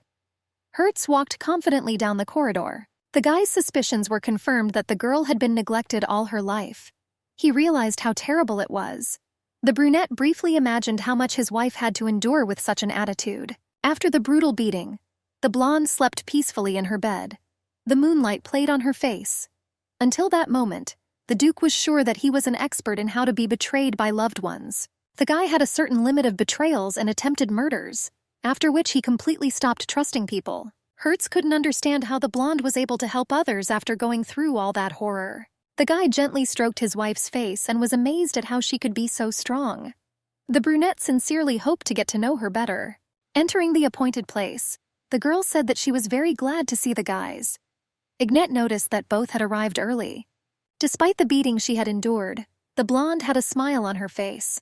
The brunette moved the soft chair and invited his friend to sit down. The girl assumed that they had little time and suggested that they get straight to the point. With a deft movement of her hand, Ignette placed the book on the table. The blonde reported that the ledger contained everything they needed to know about Cast's most important clients. The girl hoped that once they managed to break off trade ties, Cast would be much more willing to accept the terms of divorce from Arabelle. She assured that the man would do everything to restore the company's position. Ignette said they needed to take preventative measures. The Duchess planned to prevent other trade associations from helping the blonde in the future. The girl asked Kahin to do everything to isolate the Baron Trade Association from everyone whose names were in this book. The blonde allowed to use any abilities, be it paying fines or blackmail. Kahin asked how much he would have to pay for these fines. The girl said that in total it would cost about 8,000 gold coins. The foreigner almost fainted from such a sum. He explained that despite the fact that he was from a noble family, such a sum was too much for him. Smiling, the blonde said that there was always the option of earning money. The girl claimed she was planning to start her own trade association. Ignette claimed Kahin could have negotiated the free import clause with her, not Cast. The girl promised to pay all the fines for him. She handed him several sheets of paper, assuring him that she had drawn up a contract. Ignette asked the blonde to take his time and read it and think it over properly. The girl explained that she planned to hire Kahin's people for all the work that would take place in the East. Surprise was visible in her bright eyes. Ignette explained that this contact would benefit the boy, his people, the country, and her. The foreigner could not believe that the Duchess had actually drawn up the contract herself. The brunette knew that his wife wanted to create a trade association, but he couldn't imagine how she would earn such a large sum of money in a couple of days. The blonde said she needed investment. Taking a small envelope from her bag, the Duchess said she would need the brunette's help for her plan. Ignette asked if the attorney could deliver her request for investment to the Grand Duke. The guy could not believe his ears and tenderly took the envelope in his hands. The attorney asked what they would do if her husband did not agree. The blonde said she had a backup plan. The Grand Duchess said that she wanted to propose this proposal to her husband first. The girl realized that he would sooner or later find out about everything himself. Ignette said she did not want her husband to feel slighted. Bowing, Hertz promised to see that her petition was delivered to the gentleman. The blonde said that she wanted to get her lover's answer before she and Kahin signed the contract. The Duchess invited the guys to follow her. The blonde asked if the attorney remembered that she had promised to show him what she was going to use the mana stones for. Ignette said that she wanted to prove her worth to the boys. Entering the store, the guys asked what it meant. Smiling, the blonde asked if it was obvious. The girl explained that it was her clothing store. Hertz was amazed by the realistic store and assumed that the store would be the talk of the town. Ignette asked the attorney to follow her, and she would show him everything about the mana stones. The brunette wondered what the stone was doing here. Entering the room, the guy realized that as soon as he entered the room, he immediately felt something special in the humidity, temperature, and even in the air itself. The guy knew that mana stones were extremely rare in nature. The brunette realized that the probability of ordinary people owning the jewels was extremely small. The Duke knew that if the heads of state or aristocrats got their hands on the stone, they would use the jewel only for military purposes. Hertz was shocked that the lady used the magic item only to regulate the air temperature. The guy was able to conclude this based on her facial expression. Ignette asked to convey her gratitude to the Grand Duke for allowing her clients to try on clothes in a room with the perfect temperature. The brunette's eyes showed a fierce misunderstanding. The girl explained that she showed him her store in order to prove that she was capable of running her own trade association. The blonde said that the shop would be the cornerstone of her association. The Duchess hoped that Kahin would give the answers she was hoping for. Bowing, the foreigner gave his consent. The blonde asked if he could go and meet his sister. The girl cut him off coldly, explaining that she needed his help. Ignat explained that there was one more problem. Bowing, the green-haired guy introduced himself as a translator for the Baron Trade Association. The guy said that the Baron had asked him to be present at this meeting between the guy and his sister. The translator asked where they intended to go. Taking his saber from its sheath, Kahin said that there was no need for him to be on their walk. The blonde reminded him that he had asked to be alone with his sister. The translator, shaking with fear, said that he had been told that he was not very familiar with the empire and needed a guide. The foreigner explained that he could manage a walk around the city on his own, and thanked him. The blonde advised the guy to leave if he really valued his life. The translator quickly left, trembling with fear. The great empress and her confidant watched the proceedings. Hertz noted that the horizon was clear and they could walk. Smiling, Ignat thanked the guy, guessing how busy he was. The girl thanked him for finding time to help her. The brunette admitted that he was genuinely surprised. The Duchess hesitantly asked him what he meant. The guy insisted that he couldn't even imagine that she used mana stones for such purposes. Ignat laughed and realized that it was indeed quite unexpected. The blonde sincerely hoped that her husband was not angry because she used the stones for the clothing store. Hertz said that thanks to the girl he learned about a new way of using the jewels. The brunette admitted that he saw how the stones were used to take human lives. The attorney was surprised that Her Highness used mana stones to make people's lives a little better. The brunette thanked her for not staining the stones with blood. The Duchess noticed that he was an incredible person. Ignat admitted that she thought the guy's behavior was wonderful. A little embarrassed, he asked if most people said such things to their faces. The girl insisted that she was not part of the majority. Hertz asked for forgiveness, assuring that he needed to deliver the petition to the gentleman. Until then, the blonde had no idea that the guy had such a nice side. The foreigners were overjoyed to see Ignat. The blonde noticed that Hertz was as red as a tomato and asked what had happened. The girl answered mysteriously that nothing had happened. Arabelle asked what her friend was doing there. The Duchess explained that there was no time for an explanation. Ignat asked if the foreigner was familiar with a restaurant called Nymph's Refuge. The captive admitted that she had never heard the name. The blonde said that Cast secretly conducted business with his most important clients in that place. The Duchess couldn't imagine what could be going on behind closed doors. The blonde found it suspicious that they were acting only on the basis of a prior reservation. Ignat explained that everyone who visited that establishment had made contracts with Cast. The Duchess said that she wanted to reveal Cast's secret, which was connected with this strange restaurant. The girl said that she wanted to save Arabelle, but to do so she would need the help of the captive. Ignat took the foreigner's hand and looked into his green eyes. The foreigner asked if the blonde had been at the party the previous night.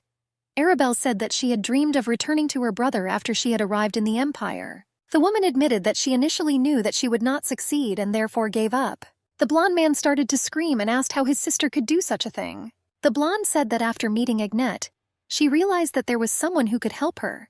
The foreigner explained that she agreed to do everything, no matter what it cost her. Smiling, the blonde noted that the captive had made a wonderful choice. The Duchess said that a carriage was waiting for them.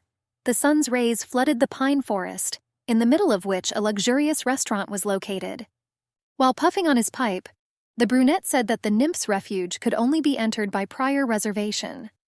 The brunette said that they were not expecting guests and asked the girl to leave the premises. Ignat asked if the restaurant owners needed to book a visit. The Duchess informed her that the owner of the trade association had come to inspect her establishment. The worker asked hesitantly how there could be an owner and a mistress. The brown-haired man noticed a ring on the girl's finger that looked like the Baron family's signet ring. He remembered the rumor that the owner was from the East. Bowing, the guy asked to accept his sincere apologies. The worker could not believe that the owner was actually standing in front of him. Shaitan explained that if she had informed him in advance, he would have undoubtedly given her better conditions. Laughing, Ignat casually explained that everything was fine. The blonde claimed that they were nearby, and Arabelle wanted to see the restaurant. She assured that the lord valued his wife very much, and she could not stay away from the family business. Ignat explained that the lady also felt responsible. The worker said with a trembling voice that he understood everything. The brown-haired man claimed that there could be some difficulties with strangers. Smiling, the Duchess asked if the guy understood. The blonde explained that the young man next to the lady was her bodyguard, whom the girl had brought with her from the East. The girl introduced herself as Arabelle's personal maid. The blonde lied that Cast had personally chosen her to help his mistress with the translation. Ignat insisted that they were definitely part of a trade association. The Duchess asked if the worker was prepared for the consequences of refusal. The brown-haired man, visibly nervous, explained that the lady was completely right and that it was his mistake. The doorman bowed and asked to follow him. Ignat realized that everything was going exactly as she expected. Fortunately for the girl, no one in the association knew what exactly Arabelle looked like. The Duchess realized that the foreigner had indeed been kept locked up all this time. To her regret, the blonde realized that Cast had been torturing his captive in every possible way, skillfully disguising it as help. The brown-haired man didn't even bat an eyelid when two women and a foreigner entered the establishment. The worker, having learned of their status, immediately changed his attitude towards them. The girl planned to expose the evil that was happening under this roof, no matter what the cost. The worker showed the huge kitchen.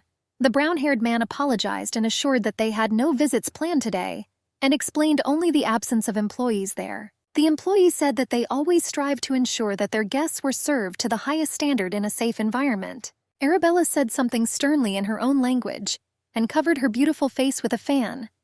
Bowing, the blonde replied that it was in Western. The guy asked excitedly what was wrong. Ignat asked him angrily if he was testing his mistress's patience. The girl could not believe that he still had doubts after seeing the ring. The blonde explained that otherwise he would not have shown them the empty kitchen. The lady's translator angrily assured them that this was not what they had come for. The worker explained with a trembling voice that he was only going to show the guests the goods. He said that they thought that the lady would be interested in all the details of the restaurant, and only because of this decided to show the kitchen. Ignat's suspicions were confirmed again. Bowing once more, the worker asked to follow him. The blonde knew from her past life that when working for Cast, any beauty was subject to cruel corporal punishment. One day, Cast locked his wife up for 3 days without food or water. Quite often in her past life, the girl had no choice but to get involved in his dirty and immoral affairs. Ignat didn't just want to survive. The Duchess was ready for everything she could see in this establishment. The worker pulled back a small curtain and said that all the goods were stored in that room, to avoid any damage. Before the eyes of the guests were tied girls. The exhausted bodies shook violently when they saw the worker. Smiling, the brown-haired man asked if the lady thought the goods were stored in impeccable conditions. Ignat was horrified to see the young girls sitting in a cramped cage practically naked. The lady was horrified to learn what was happening in the establishment registered to her. She realized that it was thanks to the captives that the entertainment here was held. Arabelle turned sharply and headed for the exit. The girl called her name. The brown-haired man asked what had happened. Pointing her finger at the worker, Ignat said that the conditions were terrible. She asked how he could call them safe conditions. The translator said that the brown-haired man should be ashamed to show this disgrace to the mistress. Ignat asked what would happen if they caught some kind of infection from these girls. The man asked for forgiveness in a trembling voice. Turning around, the blonde warned that if the conditions did not improve by their next visit, Lord Cast would find out about everything. The blonde quickly followed Arabelle, trying to catch up with her. Cahan stood with his sister tightly pressed to himself. The girl cried uncontrollably after what she saw, because she learned what a disgusting person her husband was. The blonde could not believe that all this time Cast had been making money on women's bodies. Arabelle admitted that the blonde literally bought her to use as his personal punching bag. The blonde was horrified that all the money he had earned in the East with her help was used to invest in this terrible business. The girl was very ashamed that her brother almost got into trouble. Tears slowly flowed down the face of the foreign beauty, because she understood that she could not do anything. The girl had no hope left. Hugging her friend, the Duchess said that she felt the same way. Ignat explained that she sincerely wanted to apologize to everyone she had failed to help. The blonde suggested that they fix everything together. The girl vowed that everyone who used them should pay for it, and offered to return a full life to those who suffered. The boy told the gentleman that he had studied the Grand Duchess's past as he had ordered. The knight insisted that this information was little known, but 15 years ago, rumors were rampant. The guy told the gentleman that the Duchess had a baby, even though no one remembered the pregnant woman. The knight said that the Heraki family had a 3-year-old daughter at the time. However, they suddenly announced the existence of a 4-year-old girl, who was supposedly the firstborn. The Grand Duke remarked that this was a serious accusation. The brunette wondered why no one had spoken of it at the moment. The knight reported that it had originally been assumed that Her Highness was not the Duchess's real name. The noble family claimed that it took them 4 years to introduce the girl because the baby's health was poor. The Duke claimed that they were not sure that the baby would survive, and this explanation quickly silenced all rumors. Heinz asked if that was all Cain could find out.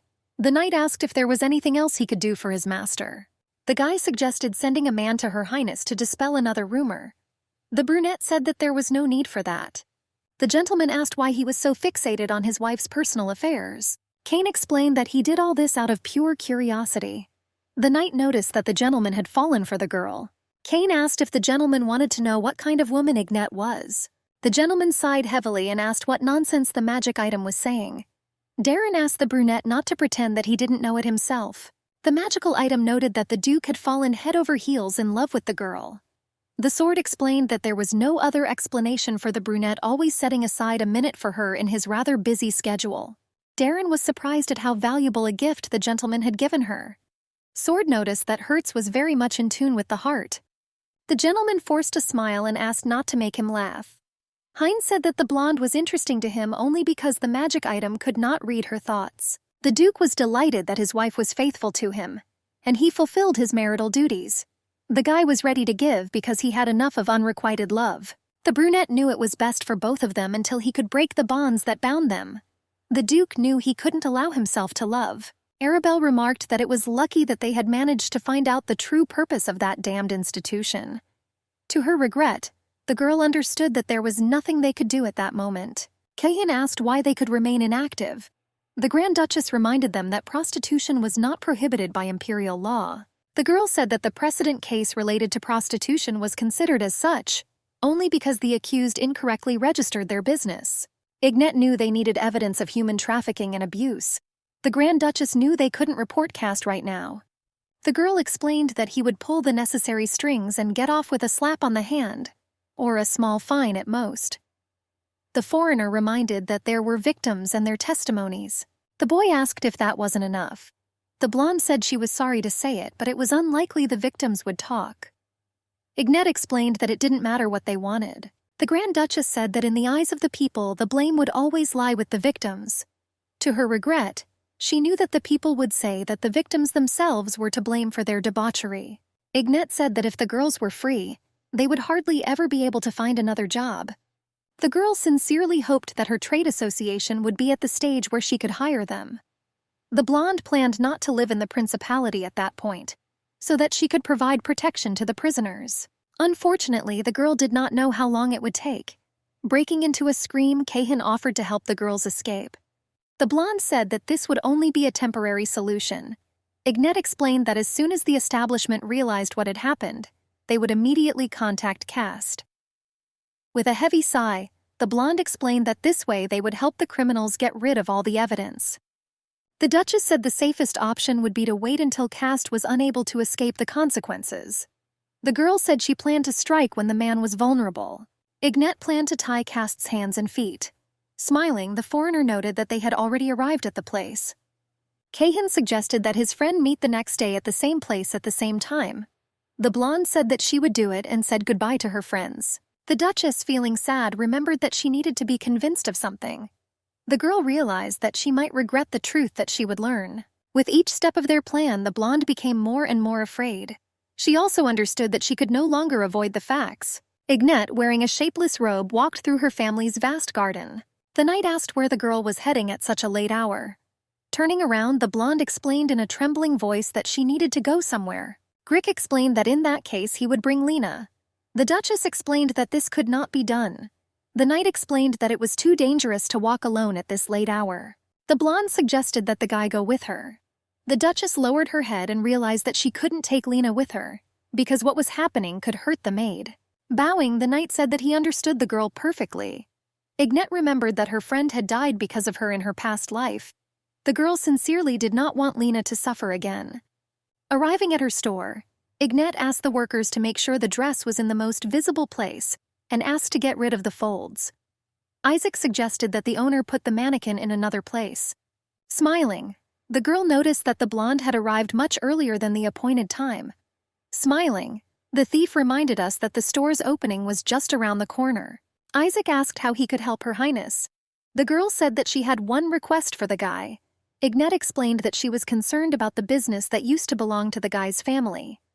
The Duchess asked if he provided information-gathering services. With genuine surprise, the guy asked how she found out about it. The girl waved him off and lied that she had simply guessed. The Duchess assumed that the name and prestige of the Bacon family had given him such abilities. The blonde explained that there was something she needed to know. The Duchess asked if she could ask him for help. Isaac, looking down with his blue eyes, explained that he would be happy to help, but Calvain was responsible for such matters. The blonde said that after the death of his family members, the man felt guilty for falling into a trap. The brown-haired man was fed false information and quickly resigned. She said that it didn't matter to her and they should try to do something. The guy sighed heavily and said that if the lady wanted, he would tell where that man was. The man was washing the floors, his teeth clenched tightly. Soon the brown-haired man's calm was interrupted by footsteps quickly heading towards him. Throwing back her hood and with her emerald eyes shining from underneath it, the blonde said hello. The girl asked if the man was Calvain. The Duchess said that Isaac had told her about the man's abilities. Surprise and confusion were visible in his brown eyes. The servant apologized for not coming to greet her personally. The man thanked her for helping Isaac get back on his feet by offering him a job. He fell to the ground expressing his gratitude to the noble lady. The Duchess asked the brown-haired man to rise. Ignette explained that she had come to ask him for help. The man asked what kind of help was needed. The Duchess told Pomraknev that she wanted him to find her biological parents. The man waited for his son with open arms, but the brunette walked past, not paying attention to the invitation to embrace. The man asked if he would die if he showed his old man how much he loved him. Bowing, the brunette assured him that he found it strange that his father wanted to hug his now grown-up son every time they met. The father was surprised that it was unacceptable for the boy to show his love and affection for him. Heinz muttered that he sometimes went too far. The man said that no child had ever been harmed by too much love. The father explained that the problem was when parents did not love their child enough. The Grand Duke realized that he should have realized that Ignette's mother did not love her daughter the very moment he saw the Duchess's behavior on the wedding day. The boy realized that he shouldn't pretend to be a confidant for so long. The brunette said that he wanted to talk to his father about the Grand Duchess. The boy explained that the matter with the Mana Stone mine was almost solved. Heinz admitted that he was thinking about living together with his wife. The father sternly asked why the Grand Duke needed this. The man explained that Luther was a scoundrel and was going to throw the blonde out of his estate. Having stabbed a small piece of meat, the son asked if the man had read his letters. The guy reminded him that he regularly sent Cain to the estate and was often in the building himself. The Grand Duke reminded him that they had already discussed this. The brunette asked his son to eat more and reminded him that it was his favorite food. Heinz asked if his father had answered the Duke's letters. The man explained that he would have answered if it had not been about divorce. His father reported that Luther had asked for money again. The brunette wondered why he should answer that. The man was scared to imagine how greedy the guy's wife was if her father was like that. The Grand Duke snapped that his wife was the complete opposite of her father. The brunette asked his son if he had seen his wife. The guy responded positively, insisting that he wanted to bring his wife home somehow, despite her father's demands. Heinz asked the man not to judge the girl before even meeting her in person. The brunette claimed that Ignette would refute her father's fears.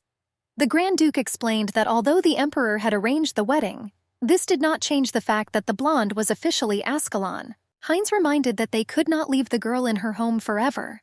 Pointing to the delicious food, the Duke reminded that it was his father's favorite dish. The brunette begged the man to listen to him. The girl insisted that she wanted to know who her biological parents were. She wanted to know if they were alive and where they lived, and how they ended up under the wing of the Hurricane family. Ignette asked the man to find out as much as he could. Calvain made it clear that he had moved away from such matters many years ago. The blonde said that she had already known about this from Isaac. The brown-haired man assumed that the lady knew what had happened because of his incompetence. The man explained that he simply had no right to accept her request. Calvain explained that he would not grant such a request. Ignette asked if he would refuse if the reward was the dissolution of the Baron Trade Association. The Grand Duchess asked the man to accept the request, and explained that at the very least he would be able to quench his thirst for revenge. The girl claimed to have information that she was capable of destroying Cast, the leader of the Baron Trade Association. The blonde said that the Baron's wife and her testimony were on her side.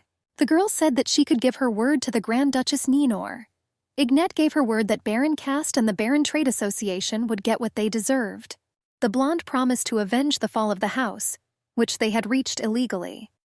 The Duchess said that if he did not believe, he could start an investigation after he received the reward.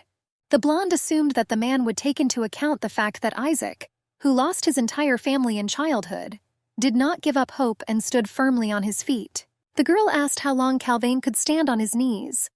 Standing on the same level with the girl, the brown-haired man said that he was ready to accept her request. Greg asked how long the girl had known this information.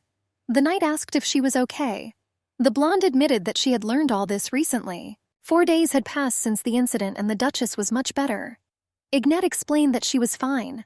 The guy looked down and noticed that it was positive. The girl quickly realized that he was quite surprised. Greg noticed that the lady had changed quite a lot since she got married. The blonde was a little confused by such words. The guy explained that earlier there was a feeling that she was just watching from the side. Greg was delighted that the girl's gaze was directed in a different direction. The Grand Duchess was very grateful that Sir had looked after her all this time. The girl wondered if he did such things out of loyalty, or if there was something more behind this nobility, and he reported that they had arrived at the place. Ignette explained that she had to see someone and asked the knight to wait in the carriage. The guy said that he had come up with a name for Her Highness's shop. The girl stopped with interest, casting a surprised glance at him. Sir Greg asked what the lady thought of the name Nettie. Ignette asked what the name meant. The guy said that it was short for Ignette. Smiling, the girl noted that such a name would sound cute and would be easy to remember. The Duchess thanked the guy and promised to think about such a name. A radiant smile appeared on the girl's face when she saw Hertz. Ignette asked how everything went and whether the Grand Duke had agreed. The brunette, holding out a bag of gold coins, explained that the Duke thought her proposal was excellent. A sparkle appeared in the girl's eyes and she asked if it was true. Ignette planned to spend 10% of her income on the social welfare of the Empire. The blonde was looking forward to helping the merchants find employment in the Empire for trade with the East.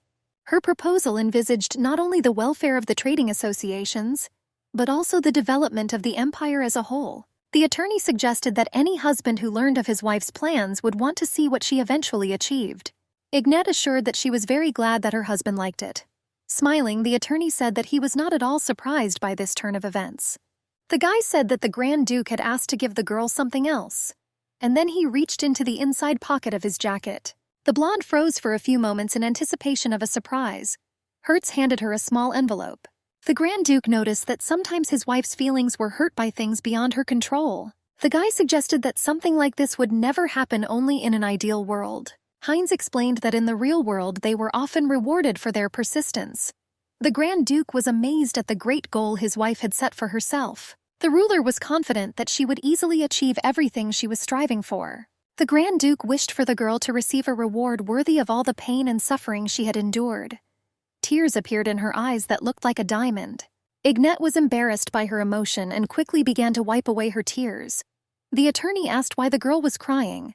Wiping the remaining shining drops from her face, the blonde explained that she had not expected such a touching letter. The brunette explained that it was just a stupid letter and there was nothing special in it. A blush of embarrassment appeared on the guy's face. The Duchess doubted that he would be able to understand her, because he was still single. Calhoun explained that he was also present with them, and asked to speak in a language that everyone understood. After asking for forgiveness, the blonde explained that she had read the letter that her husband had given her.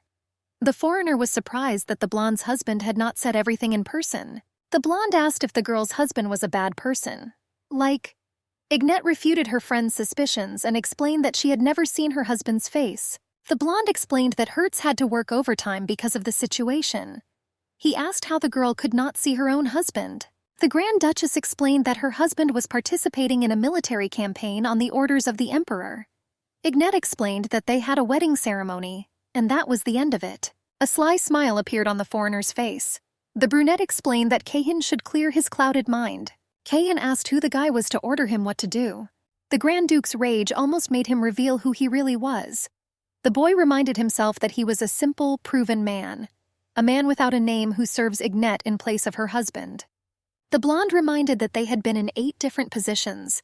The foreigner reminded that he and the girl would work together and see each other much more often. Kahim mockingly explained that in the case of the guy, if the blonde and her husband divorced, then he would remain a nobody. The brunette growled with anger and asked what he had just said. The Grand Duchess stood between the boys and asked them to stop arguing. Ignette ordered the boys not to argue like the foolish boys right outside her shop. The blonde explained that she wanted them to stop ruining the image of her store, which hadn't even opened yet. The girl explained to Keihin that the divorce was a personal matter for the couple. The Duchess explained that a third party had no right to discuss the divorce so openly. The blonde man asked for forgiveness in a trembling voice. Approaching from behind, a woman in a luxurious blue dress addressed Her Highness. Smiling, Ignat greeted the lady and Lisa and Polskin. The brown-haired man asked who the man next to the blonde was. The Grand Duchess suggested they talk inside and took out a small key. The blonde thanked them for coming so quickly. The woman explained that there was no need for thanks, as they were only too happy to help. Ignat explained that she had invited them only because she wanted to say something. The Duchess asked the man to leave his post in the Baron Trade Association. The brown-haired man's face clearly showed bewilderment and some fear. Polskim asked for forgiveness, trying to understand at least something. The girl explained that the trade association would soon come to an end. Bowing her head gratefully, the Duchess said that she was grateful to Lady Liza for many things. Ignat explained that the woman was alone, and who expressed concern when he learned that she was visiting the temple alone. The blonde explained that thanks to Lisa, she became a translator of Eastern texts. The Grand Duchess explained that she wanted to repay the lady for her generosity. The girl explained that she was asking her friend to leave Baron's association and sign a contract with another association. Ignat asked her guests what they thought of the dolls. The brown-haired man looked at the toy with some mistrust. Lisa was delighted because she had never seen anything so beautiful. The girl promised that if they left Baron and came to her, they would have the right to sell miniature versions of the dolls for the next 3 years. Polskin asked if Her Highness was serious about this. The man noted that such detailed dolls would be a real hit among the children of aristocrats. The brown-haired man asked permission to sell them. Nodding at the foreigner, the girl said that he was the younger brother of Lady Arabelle, who was the owner of the Baron Trade Association. Ignat expressed her gratitude to Lisa, who was able to act as a translator during the meeting with Lady Arabelle. The Grand Duchess explained that she had learned that Baron was involved in various illegal activities. A small smile appeared on Keihin's face. The blonde explained that everyone in the room was working together to expose illegal activity. Ignat explained that this was why she begged her friends to leave Baron, and she promised to pay any fines if they had any problems. Polskin said that this was not necessary. Shaitan explained that the trade association had always sought to achieve monopoly status by acquiring small businesses. The man explained that this led to irreparable damage to any competition. Polskin said that there had always been rumors surrounding the association, that it had resorted to immoral methods to achieve its goals. Then he said that he knew very well how hard it was to make a living if you left the association. Because of this factor, he decided not to believe the rumors. Polskin promised that if the owner's brother intervened, he would no longer turn a blind eye to everything. The man admitted that he was actually glad that everything turned out this way. The brown-haired man promised to trust the girl and leave the trade association without regrets. Polskin said that he would pay all the fines himself.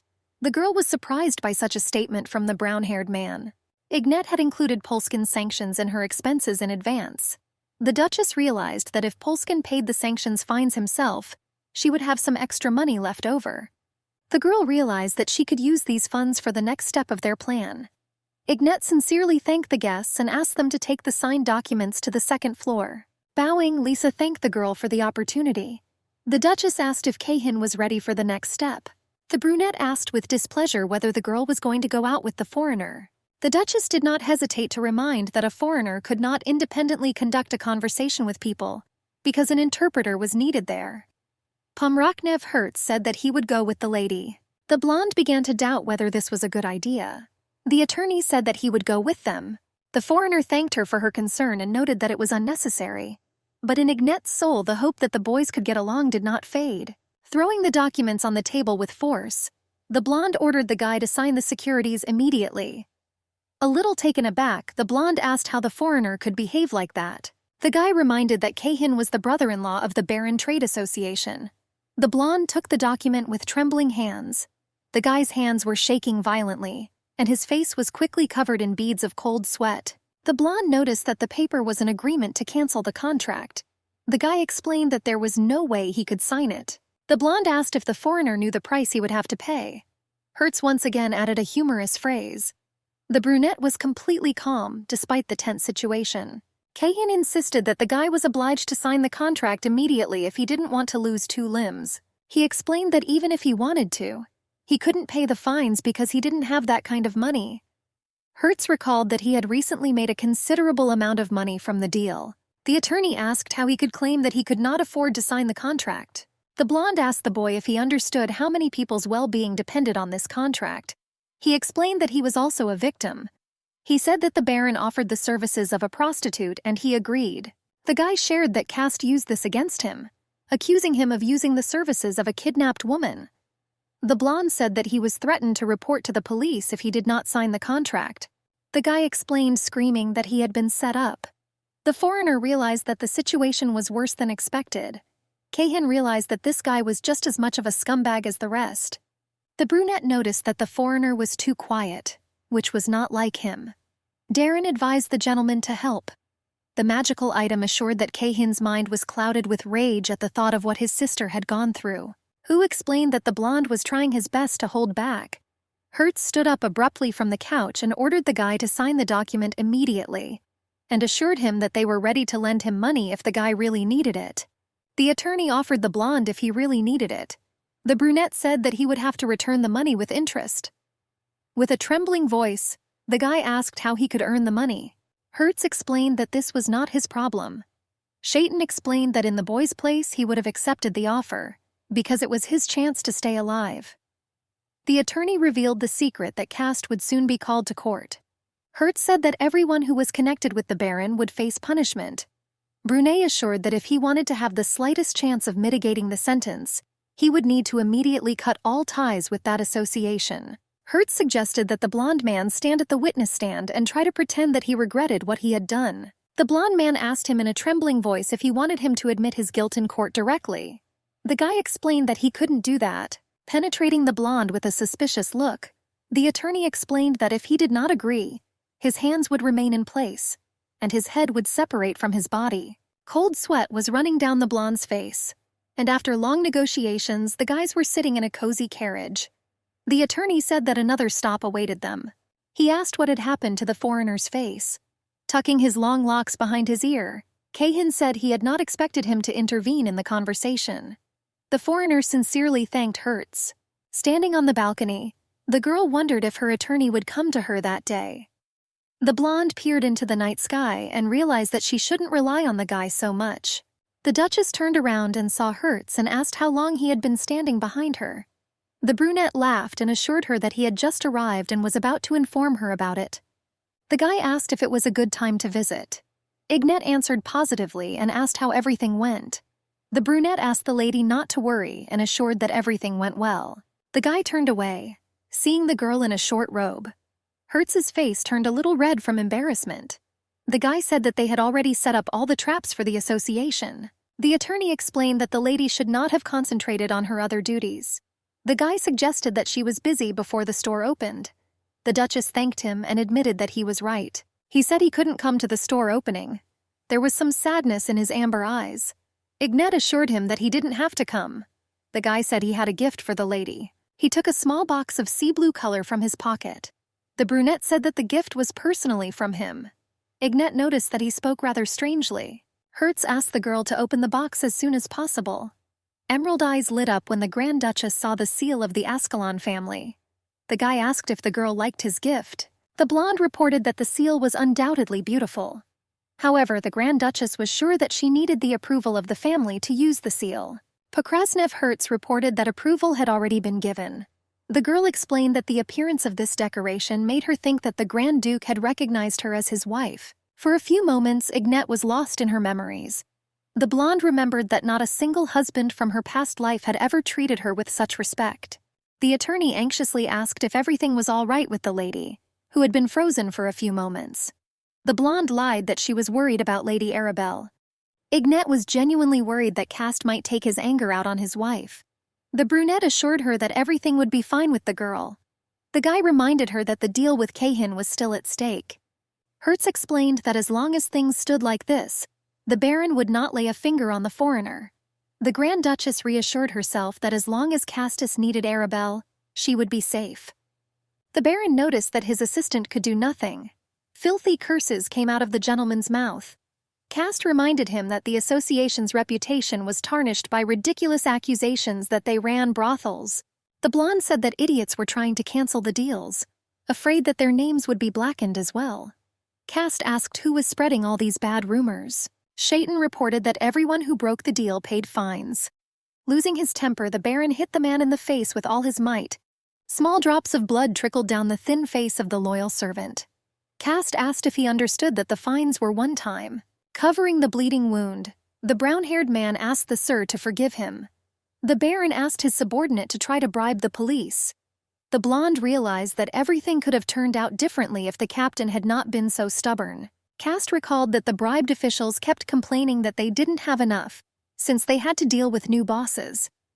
The blonde was genuinely surprised that his wife turned out to be the least of the problems. The girl was painting a picture in the corner. Cast explained that while they were waving divorce papers in front of the guy's nose, he would pay them more. The Baron ordered his wife to be brought immediately. Humming a pleasant melody, the man slowly combed his lady's hair. Arabelle sat, her indifferent gaze fixed on the wall, while a serene smile shone on the brown-haired man's face. Cast ordered his wife to be brought to him. The man was furious that they had changed the terms without any notice. The Baron said that the foreigner would be ready to give him anything as long as he agreed to a divorce. The servant grabbed the foreigner by her silky hair and asked if she was planning to run away from him. The brunette muttered through his teeth that it was impossible to leave the girl with that man.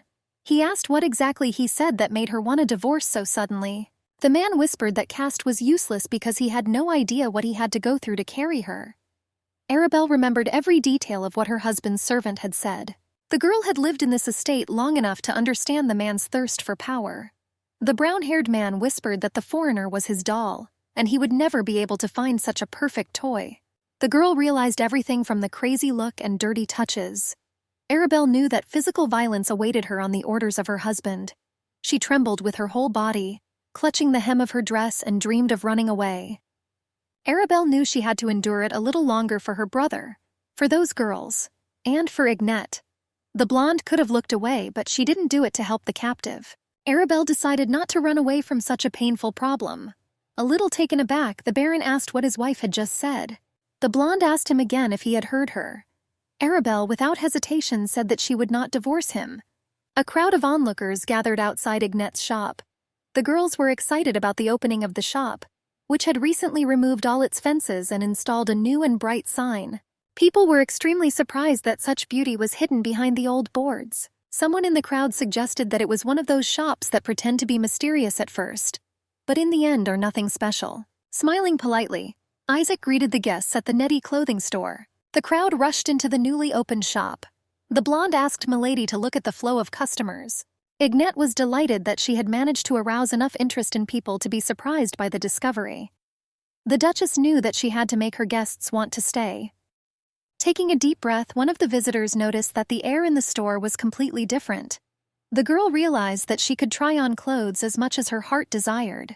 The blonde knew she was prepared for this since he had mana stones that created a pleasant atmosphere inside the shop. One of the features of the store was unique and realistic mannequins. The girl knew that this was necessary to attract customers to them. Guests were amazed that the mannequins looked like real people. Ignette realized that she had the most important task, to make visitors want to buy. One of the customers came to the store only because she was asked. The plump girl realized that the store was only for thin and attractive girls. The blonde had calculated everything in advance and prepared a wide selection, making sure that the mannequins would attract attention with their beauty. Ignette's vision was to make it easy and confident for customers to choose the dresses that were right for them. The girls bombarded the guy with a multitude of questions. Isaac had no end of visitors. One of the dresses was for a special event and is not for sale at the moment. The blonde explained that for the next 3 days, when you buy a dress in their store, you can get lottery tickets for each dress, which will give the girls the opportunity to buy that dress. The employee said that the girl would need to write her name on the ticket and put it in a box by the front door. The blonde said that later the name of the lucky lady who would be able to purchase that luxurious dress would be announced. Isaac asked the lady if they should not give away that luxurious dress instead of making customers pay for the item. The Duchess explained that a simple shop that appealed to the masses would do just that. The blonde reminded them that they were dealing with high society. Ignette knew that the beauty of the clothes didn't matter when they were given away for free. The guy said that there was no limit on lottery tickets with one of the names. The blonde realized that the higher the price, the more exclusive the product. Ignette watched as her store became something worthy of special attention. The blonde stepped back when she saw her sister. The Grand Duchess realized that she should have known that she would show up at the new store as well. The girl ordered the maid to leave the place.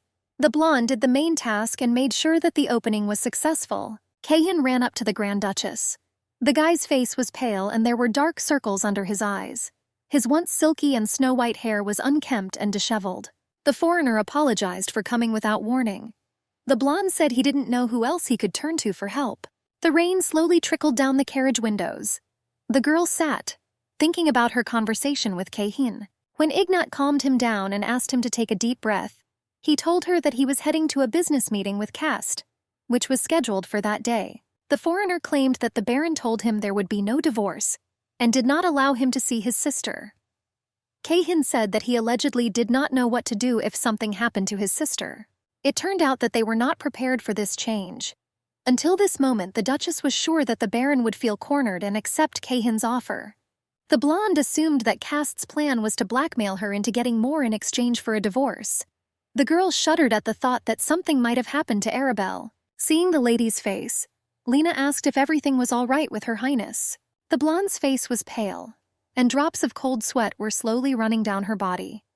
Smiling, she assured that everything was fine and it was just the effects of stress. Clutching the glove tightly in her hand, Ignette remembered that she was the Grand Duchess of Ascalon, and Cast would not dare touch her. The girl decided to check if everything was all right with Arabelle.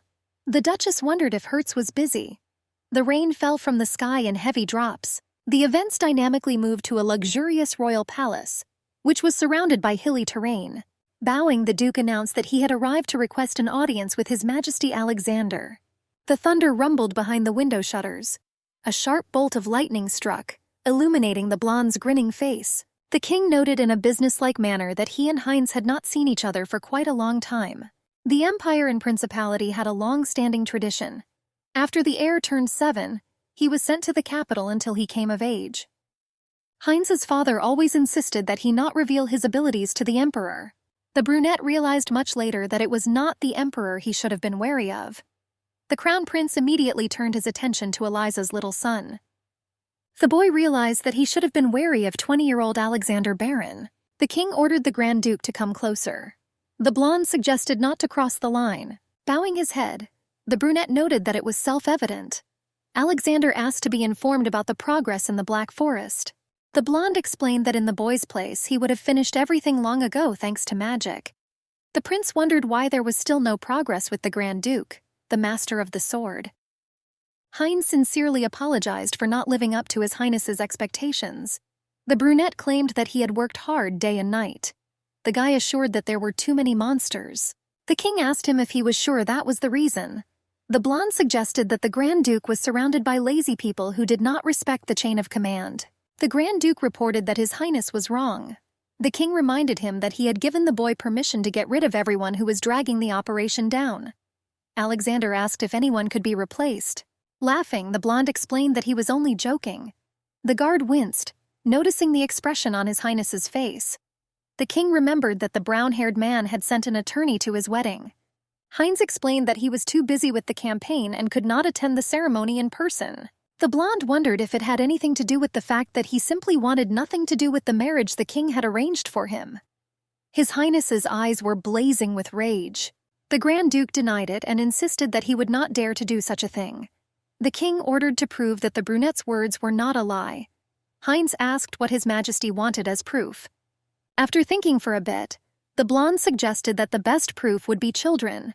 The guy's heart began to pound wildly, and a certain horror appeared in his amber eyes.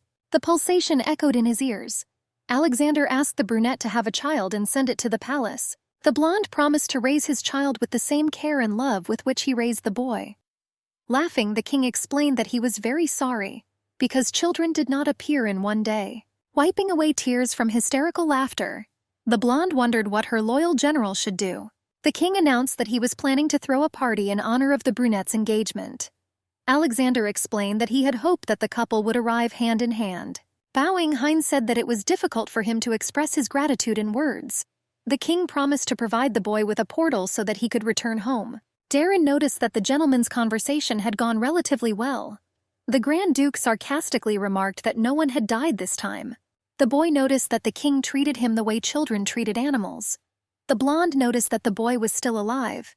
The crown prince had a naive and inquisitive mind. At that moment, it only made things worse. Heinz took off his jacket, revealing his magnificent torso. The brother realized that he needed to get back as soon as possible. The magical object grinned as he publicly declared that he missed her. The brunette, embarrassed, asked what kind of nonsense Darren was talking about. The magic item joked that he could ask the boy the same thing. The sword explained that, "We need to get back as soon as possible," sounded like getting back meant going home, where he belonged. Easily opening the portal, Heinz explained that this was not what he had in mind. The brunette explained that his wife could not sit still in one place. The guy claimed that he felt uncomfortable thinking about what else his wife could do if he left her alone for a long time. The blade advised the master to be careful, because even far from Ninor he could be recognized. Throwing the hood over his head, the guy muttered through his teeth that he knew this very well. Darren noticed that the girl's shop was a success, and all the customers seemed happy.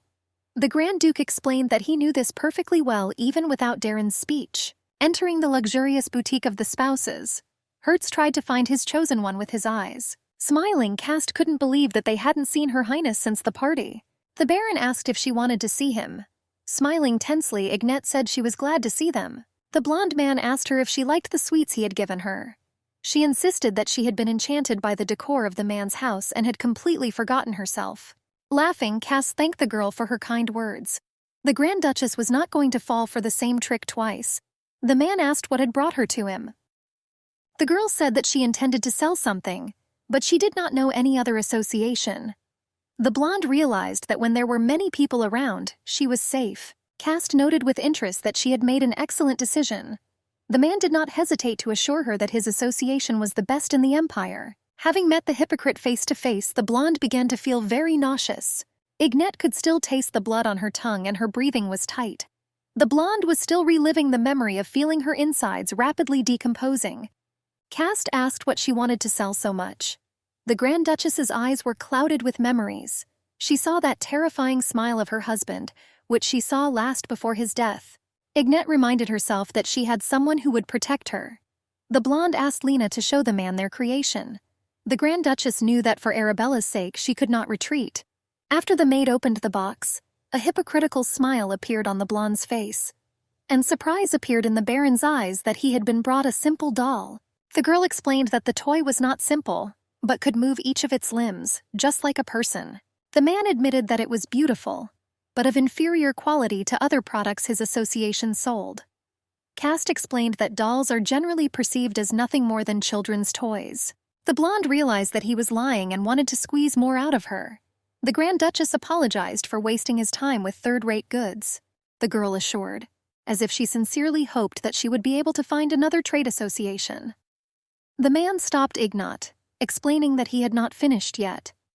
Cast assured that his association would be able to turn even an ordinary children's toy into a valuable and desirable product.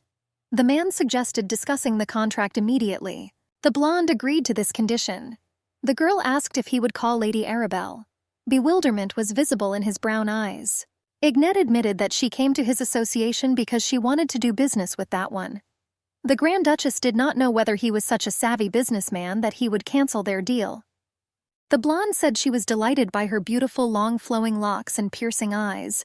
The Grand Duchess explained that when she saw Arabelle at the party, she was shocked. Cast agreed that his wife was indeed pleased with the beauty. The girl said that ever since then she had been trying to find a way to meet her again. Ignette explained that when she saw the dolls, she came up with the idea of working with the girl as business partners. A tight smile appeared on the Baron's face. He reported that his wife was not feeling well at the moment. The man explained that Arabelle was receiving the necessary assistance. Cast suggested that the girl tell him everything. Emerald eyes dimmed. The girl realized that the Baron had made up an excuse because he didn't want Arabelle to interact with anyone. Ignette knew she needed to find out. The girl without hesitation said that if she could not talk to Arabelle, she would go.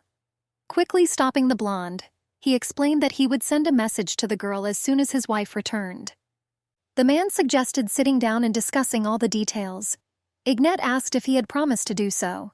The Baron reminded her that he was a simple merchant and would not dare to lie to the Grand Duchess. The girl agreed to discuss the details. The merchant suggested that Her Highness tell her how many dolls she planned to produce and how much to sell them for. The Duchess admitted that she had not yet decided these issues. Cast, with surprise in his eyes, asked for forgiveness and asked again. The girl claimed that she did not produce these dolls, but they were given to her as a gift. The blonde said that she thought they had potential and decided to take them with her. The girl said that she had fulfilled her part of the deal and told everything she knew. The blonde explained that the man was also supposed to fulfill his part of the deal and asked her maid to leave there. The girl realized that they had to leave as quickly as possible. The blonde, thanks to the merchant's hope to get information about the dolls, learned 2 things. Ignette knew that if Arabelle had been in the estate, Cast would have done everything to bring her. The blonde understood that her ex-husband felt cornered. The Duchess understood that the last person he would bend the knee to was someone weaker than him. The girl realized that despite her young age, he showed his despair. Ignette knew that the Baron would not pass up the opportunity to squeeze more money out of Cahin. The Duchess realized that Arabelle's departure from the estate was not the Baron's decision. Ignette had a feeling that the captive was nearby, or from where Cast could easily retrieve her. The girl immediately realized that Arabelle had done something that Cast had not approved of at all, and that she had been sent away somewhere as punishment. Ignette realized that the place, which served as a kind of prison, belonged to Cast and he had complete power there. The Duchess guessed that the foreigner might be in a restaurant in the middle of a pine forest. Ignette realized that her assumptions were very bad. The girl realized that they needed to speed up the implementation of plans to destroy the refuge of the nymph. Cahin asked if the Duchess really thought he was capable of doing this. The Duchess reminded that they had to check the goods sent to the palace by the Baron Trade Association. The events take us back to last night. The brunette grabbed the foreigner tightly by the shoulders and hovered over him, asking why he let her go alone. Cahin swore that he wanted to go with the girl, but she said that it could look suspicious and strictly forbade him. Ignette called out the attorney's name, causing her amber eyes to narrow in fear. Hertz wondered how she could do something so dangerous without telling him. The Duchess apologized for making him worry. She explained that she had no other choice. She claimed that she was in a hurry. The foreigner anxiously asked if his sister was okay. The girl sighed heavily and said she couldn't say for sure. The Duchess ordered Cahin to visit the palace first thing the next day. The blonde explained that the likelihood of the court going after Cast was extremely low. Ignette explained that to get him to cooperate, it would have been necessary to appeal directly to the crown. The blonde reminded him that Cahin belonged to the nobility from the east. The blonde assured him that he could have an audience at the Ministry of Foreign Affairs. The foreigner wanted to object, but steps were heard in their direction. The gray-haired man bowed and said he was very pleased to meet Lord Cahin. He introduced himself as Count Viante and claimed to be a representative of the Crown's Foreign Office. Smiling, the foreign lord explained that it was a pleasure to meet him and introduced himself in response. The blonde introduced herself with her full name. The lord assumed that the girl was the first daughter of Duke Luther. Viante sincerely congratulated the girl on her wedding. The man claimed that he last saw her father at a party and was sure that he cared deeply for her. Lord said Luther was upset that his daughter couldn't join the event. The man said the girl's father said she wasn't into parties. Ignette realized that this was usually an excuse. Viante said that he was very happy to finally meet Duke Luther's favorite daughter. The blonde was very upset that he continued talking about her father, although an important guest was sitting in front of him. The girl knew that the man preferred to kiss the feet of those who were considered influential. The Duchess grinned and decided to use this to her advantage. Viante said that she was constantly thinking about when the Duke would honor him and invite him to his home. The blonde said that the man would no longer have to guess about it. The girl promised that if everything went well that day, she would personally remind her father to invite him. The man expressed his gratitude. Viante asked how he could be of service. The foreigner, looking down, said that he had been to the royal palace to accuse one of the local businessmen of a crime. A little confused, the man asked if Cahin wanted to file a lawsuit. The lord explained that such cases were usually handled by the imperial police. Ignette knew which of Cast's men worked in the departments and planned to cast her net as wide as possible. The girl asked if the man could take them to the court. The blonde remembered that it was he who controlled the imperial police and invited the count to join them. The Grand Duchess explained that the matter was very delicate. assuring that they did not want it to be handled incorrectly and turn into a diplomatic disaster. Viante promised to make sure their request was given the utmost consideration and not dismissed because it involved a foreigner. The girl promised to tell her father about the kindness the employee had shown to her and her friend. The blonde was determined not to let those who had allowed themselves to be bribed, mind you. Soon the trio arrived at the office of the Judicial Department. The Lord introduced the head manager of the Judicial Department. Smiling, the blonde asked what he owed the visit to. Viante hoped that the guy was in good health and shook his hand. The Count said that he had brought a foreign guest who wished to make an accusation. Lucian asked again in surprise. The white-haired man explained that Duke Luther's eldest daughter had become the Grand Duchess. Viante asked the blonde man to make sure no one found out about the matter. Smiling, the blonde asked Her Highness how he could be useful. Ignette realized that such a person should not have become part of the judicial power of this empire. The girl pointed to her companion and said that Lord Cahan from the east was here. The Grand Duchess explained that he had only been in their country for a short time, but had already become a victim of fraud. Lucian frowned and asked who could have committed such a crime. The girl said that Cast from the Baron Trade Association was a fraud. The guy's emerald eyes showed fear and despair. The foreigner explained that he had purchased the precious stones from a trading association a few days ago. The guy said that when he received the jewelry, he realized that it was of much lower quality than described. The blonde handed over the document and explained that it was proof of purchase.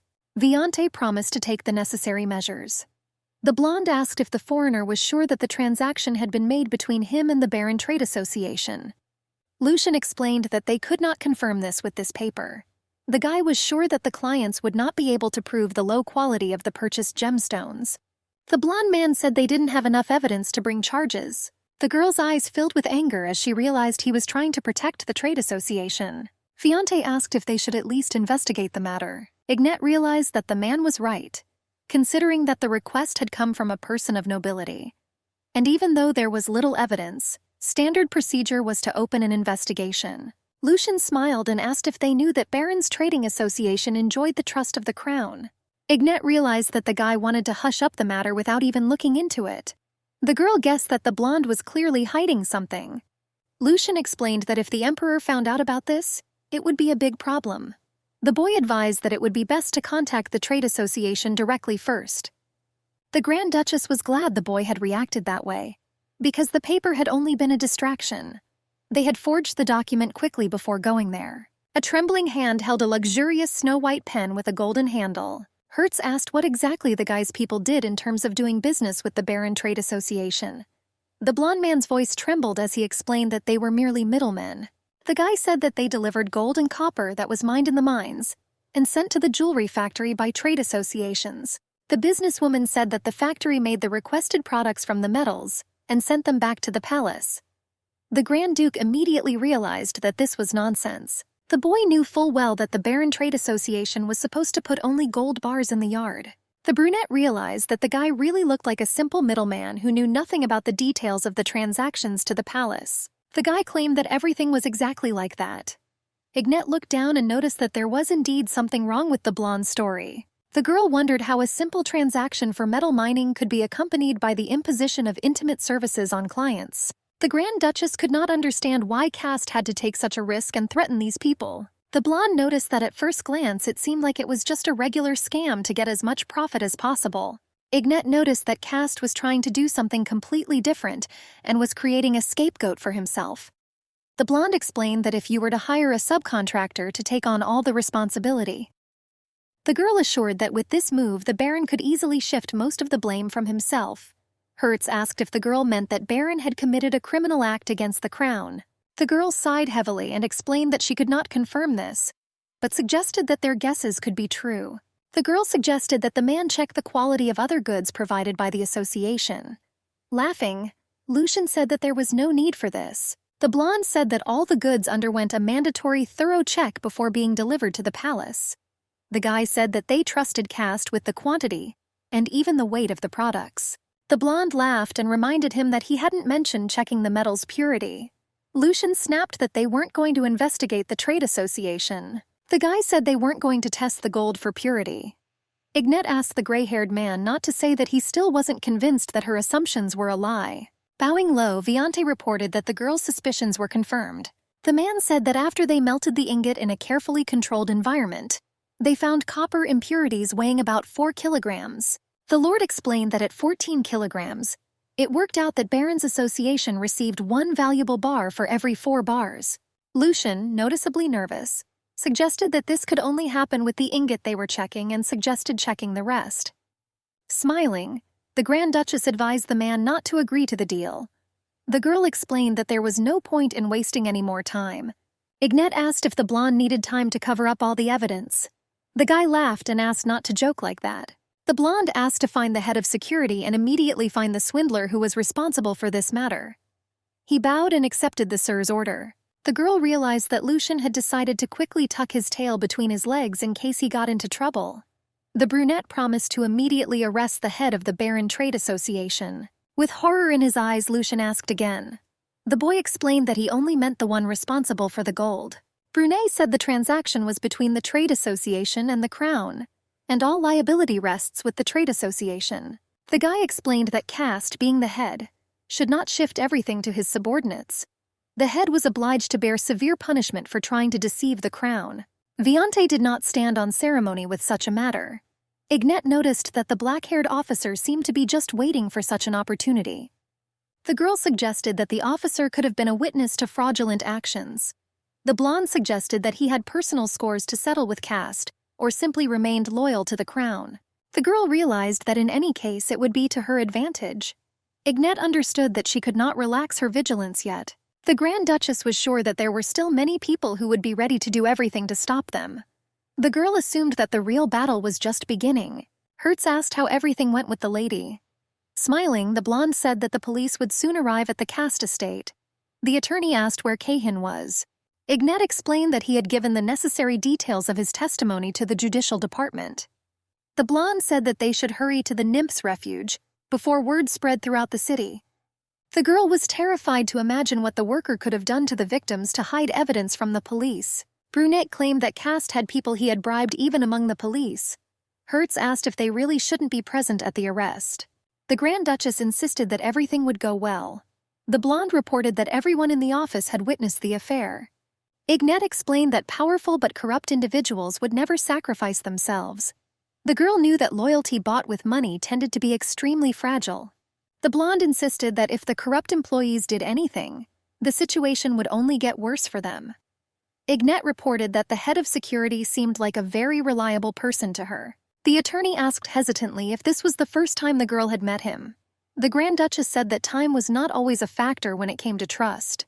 The girl explained that you can spend your whole life with someone, but never know their true essence. Memories of the terrible evening overwhelmed the guy, and he gently placed his hand on the blonde's silky hair. The attorney asked her to be wiser and not to trust people just like that.